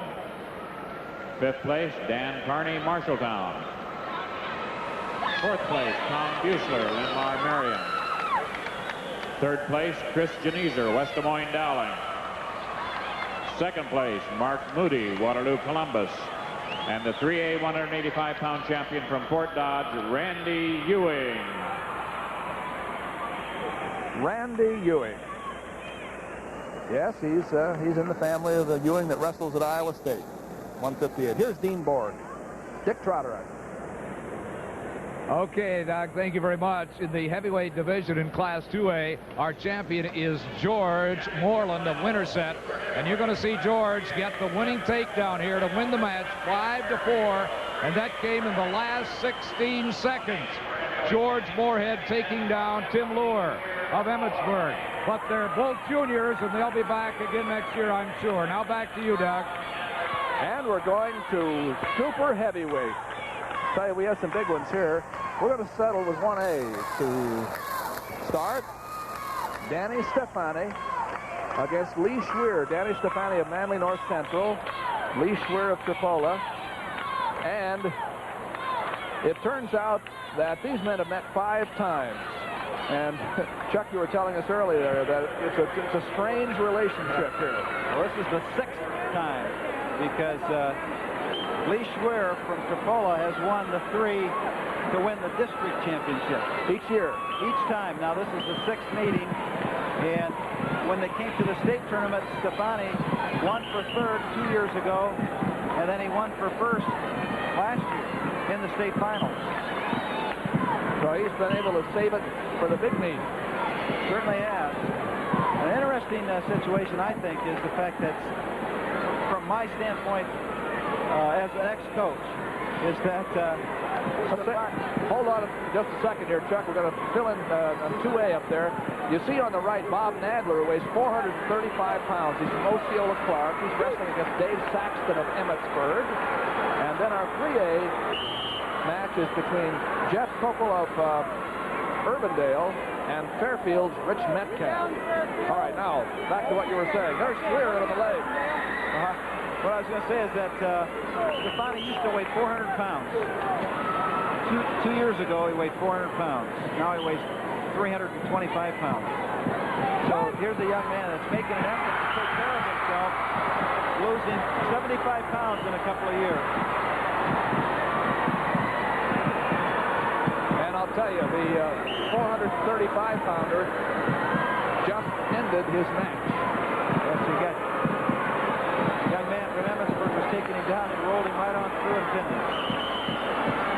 Well, maybe we'll have a shot of that a little bit later. But here we are at 1A. Dan Stefani, it's no score. Stefani in the blue bottom there and the white stripe. And Lee Schweer undefeated in 15 matches this year in the dark. Just get like this with these big guys, somebody can usually go for the count.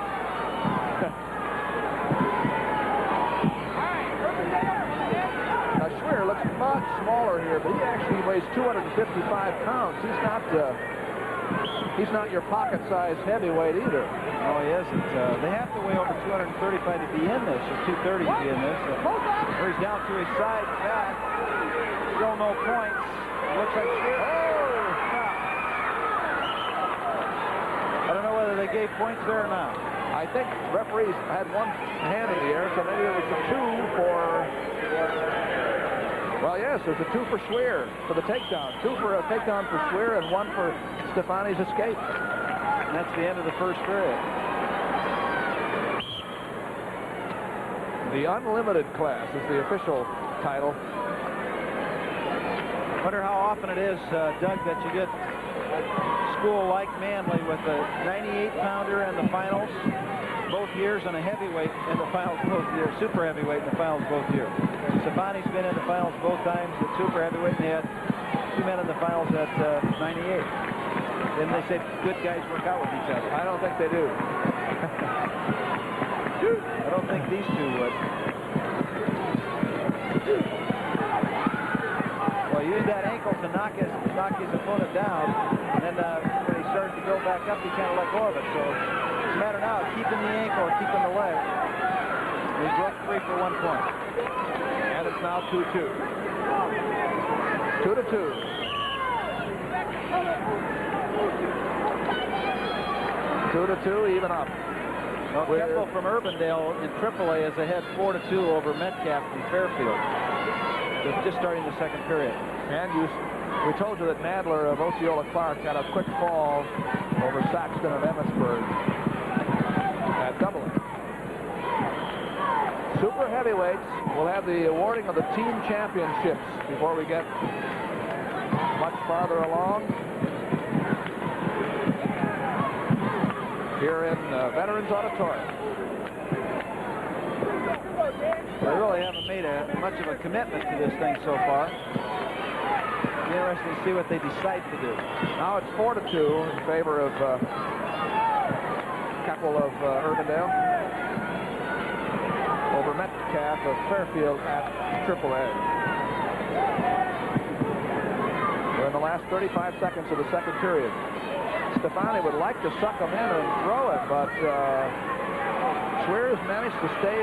Whoa, not this time. No takedown yet. There it is. Well, he's given the points. When he put all the weight in his hands, he's given the points. Now it goes 4-2 in favor of Stefani.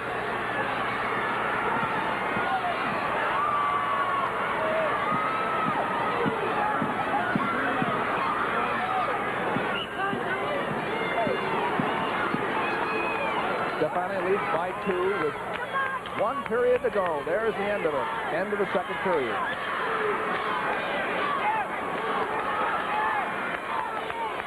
There's Coach Fuchs from Osage.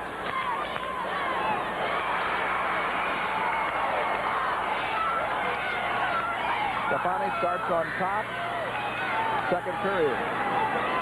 He's got a lot of weight to put down on him. You know, you think this extra 75 to 80 pounds.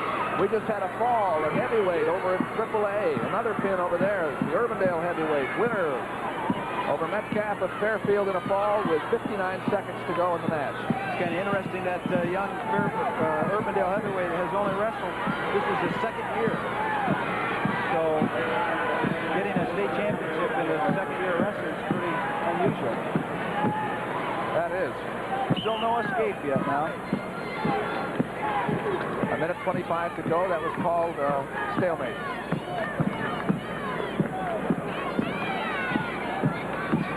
Lee Schwer of Tripoli down on the bottom. Well, he stops that first one by picking the ankle, and then he doesn't let his opponent get up. Now, this is what Schwer wants to do right here, is not grab the leg, but just build his hips up and get up out of there. Just don't stay down there with him. Get to his feet and score the point. And he was given the point. Well, he's lying locked in a front headlock, so it's like he's not being effective with it, but it's keeping him from doing anything. And it's 4-3. The escape is given. They're up. I think Schwer thought he was down. He was surprised they were put that in. Probably a better spot for him, that's for sure. Better chance to win up here. He's going to have to make an effort now. He's got less than a minute. He's going to have to try to go on the offense here. Got the angle if he can use his hips. When they get turned around like that, when a man's almost in beside you, you have the angle. You just have to be able to drop all your weight and use your hips to hit him over with.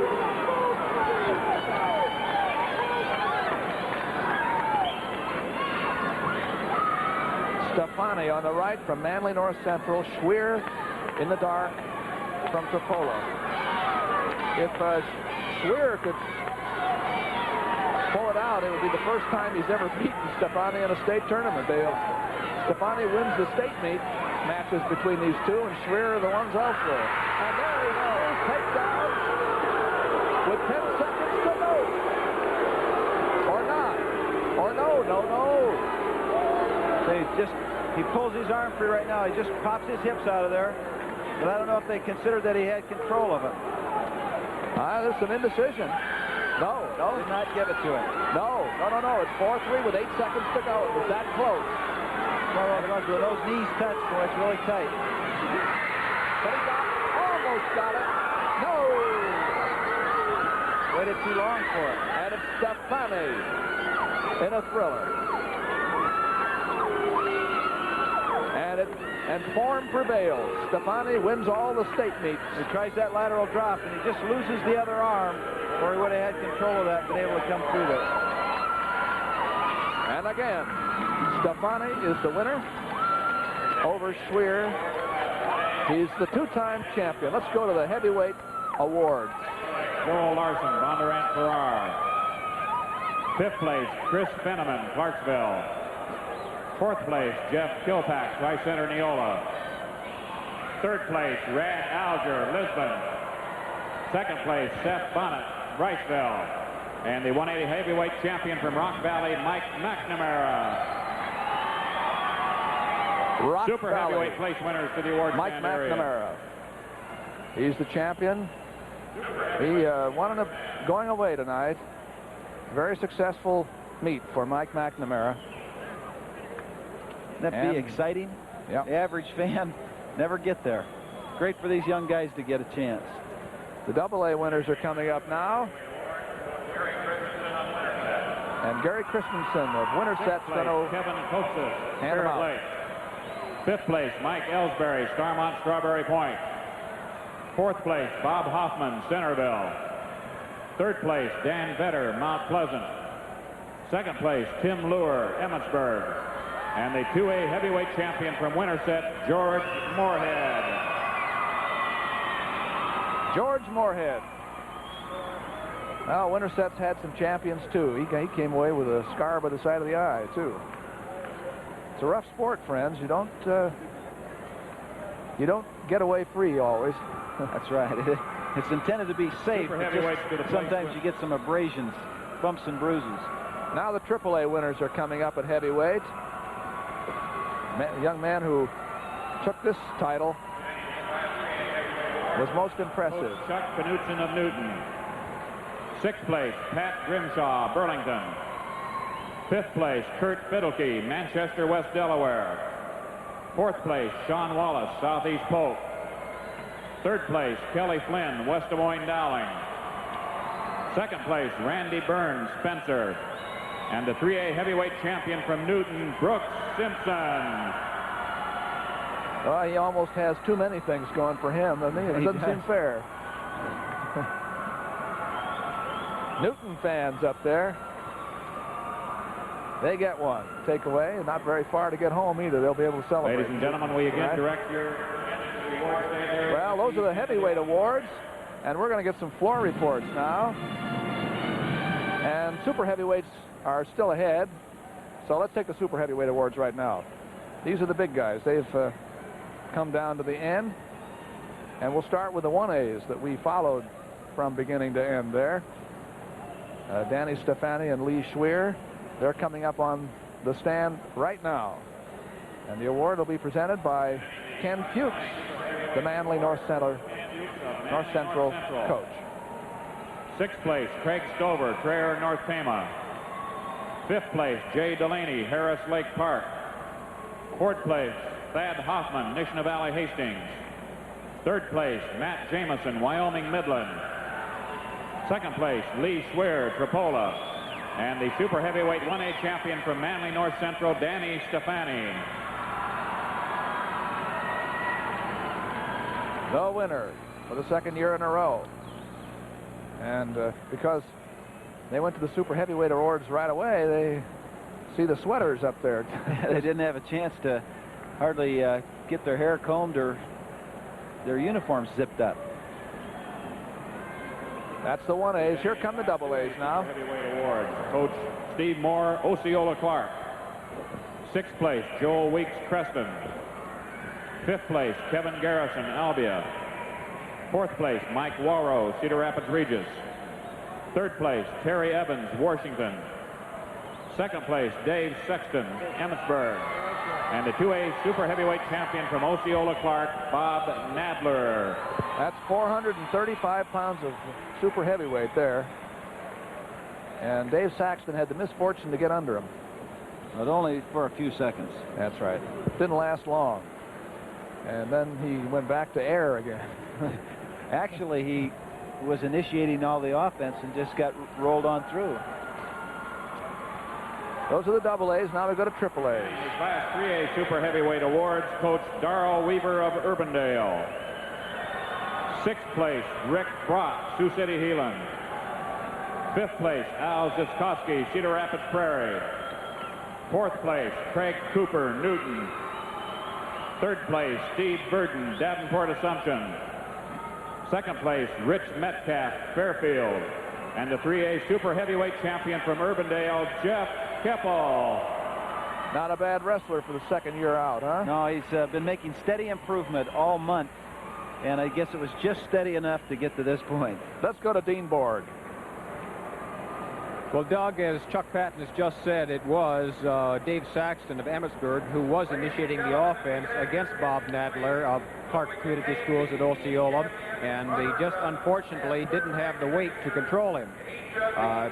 Saxton tried a hip toss from a whizzer hold and looked like he was going to have Nadler in trouble, but Nadler's almost twice as heavy weight, 435 pounds compared to Saxton's 231 pounds, just rolled right on through, and that was it, and the fall came at 103. The champion is Bob Nadler of Clark Community Schools at Osceola in 2A super heavyweight. And there was a fall on your mat too, wasn't there, Dave?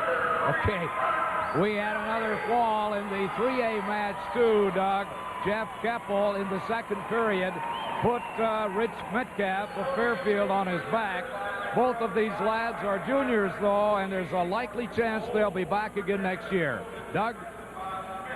Thank you, gentlemen, for another fine series of reports. The awards are being given at 1A. For 3rd place, we've seen the Rock Valley team get its 3rd place award, and here's Mo Kelly.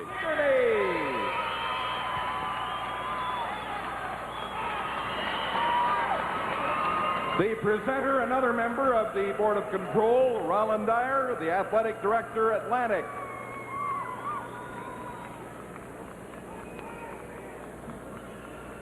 And in Class 1A, the champion with 101.5 points, Coach Dan Mashik and Gilbertville Don Bosco.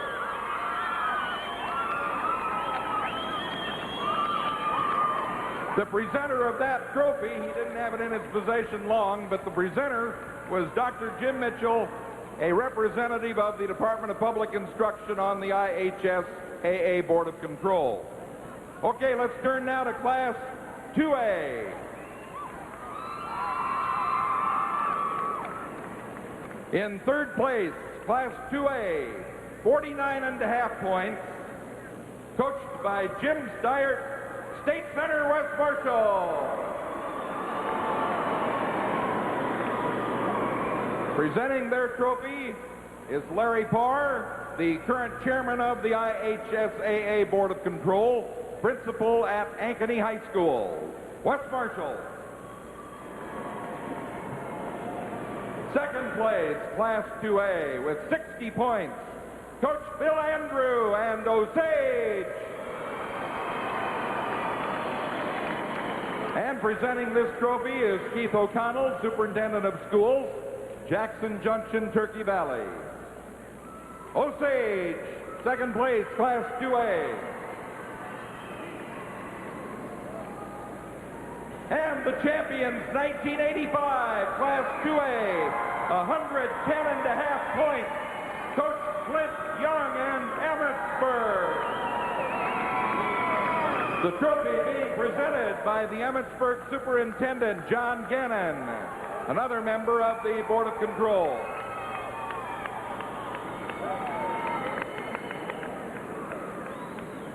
All right, Class 3A. In third place, 72 points, Coach Frank Freeman and Bettendorf.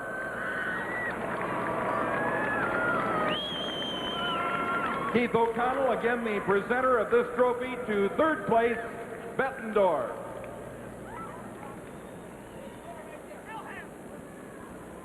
And second place in Class 3A, 104 points, Coach Bob Dara, West Des Moines Dowling.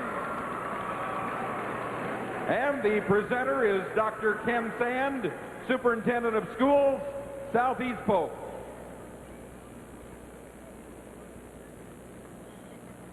West Des Moines Dowling, number 2.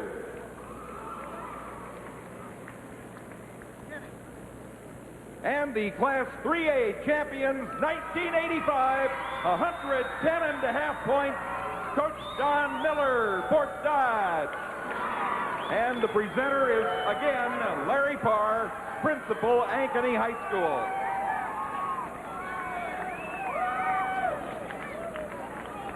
Thank you very much for your attendance and support. Have a good trip home. Thank you. And that's the way it went. It's Fort Dodge winning the 3A championship over Dowling. I'm not sure you caught. We went out there just as the second place award in 1A was being awarded. It went to Sigourney. Gilbertville, Don Bosco. Let's look at those team standings again, just so you see how it went. There's 1A. Gilbertville, Don Bosco, 100.5. Chuck?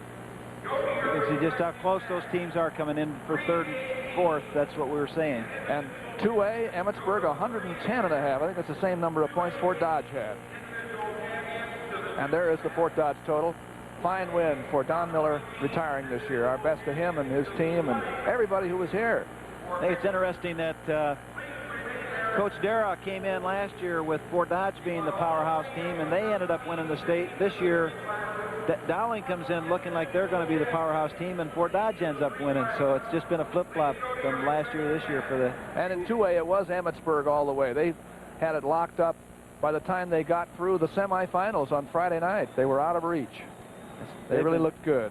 So, again, the team champions are Gilbertville, Don Bosco, 1A, Emmetsburg, 2A, Fort Dodge, 3A. See any good wrestlers tonight, Chuck?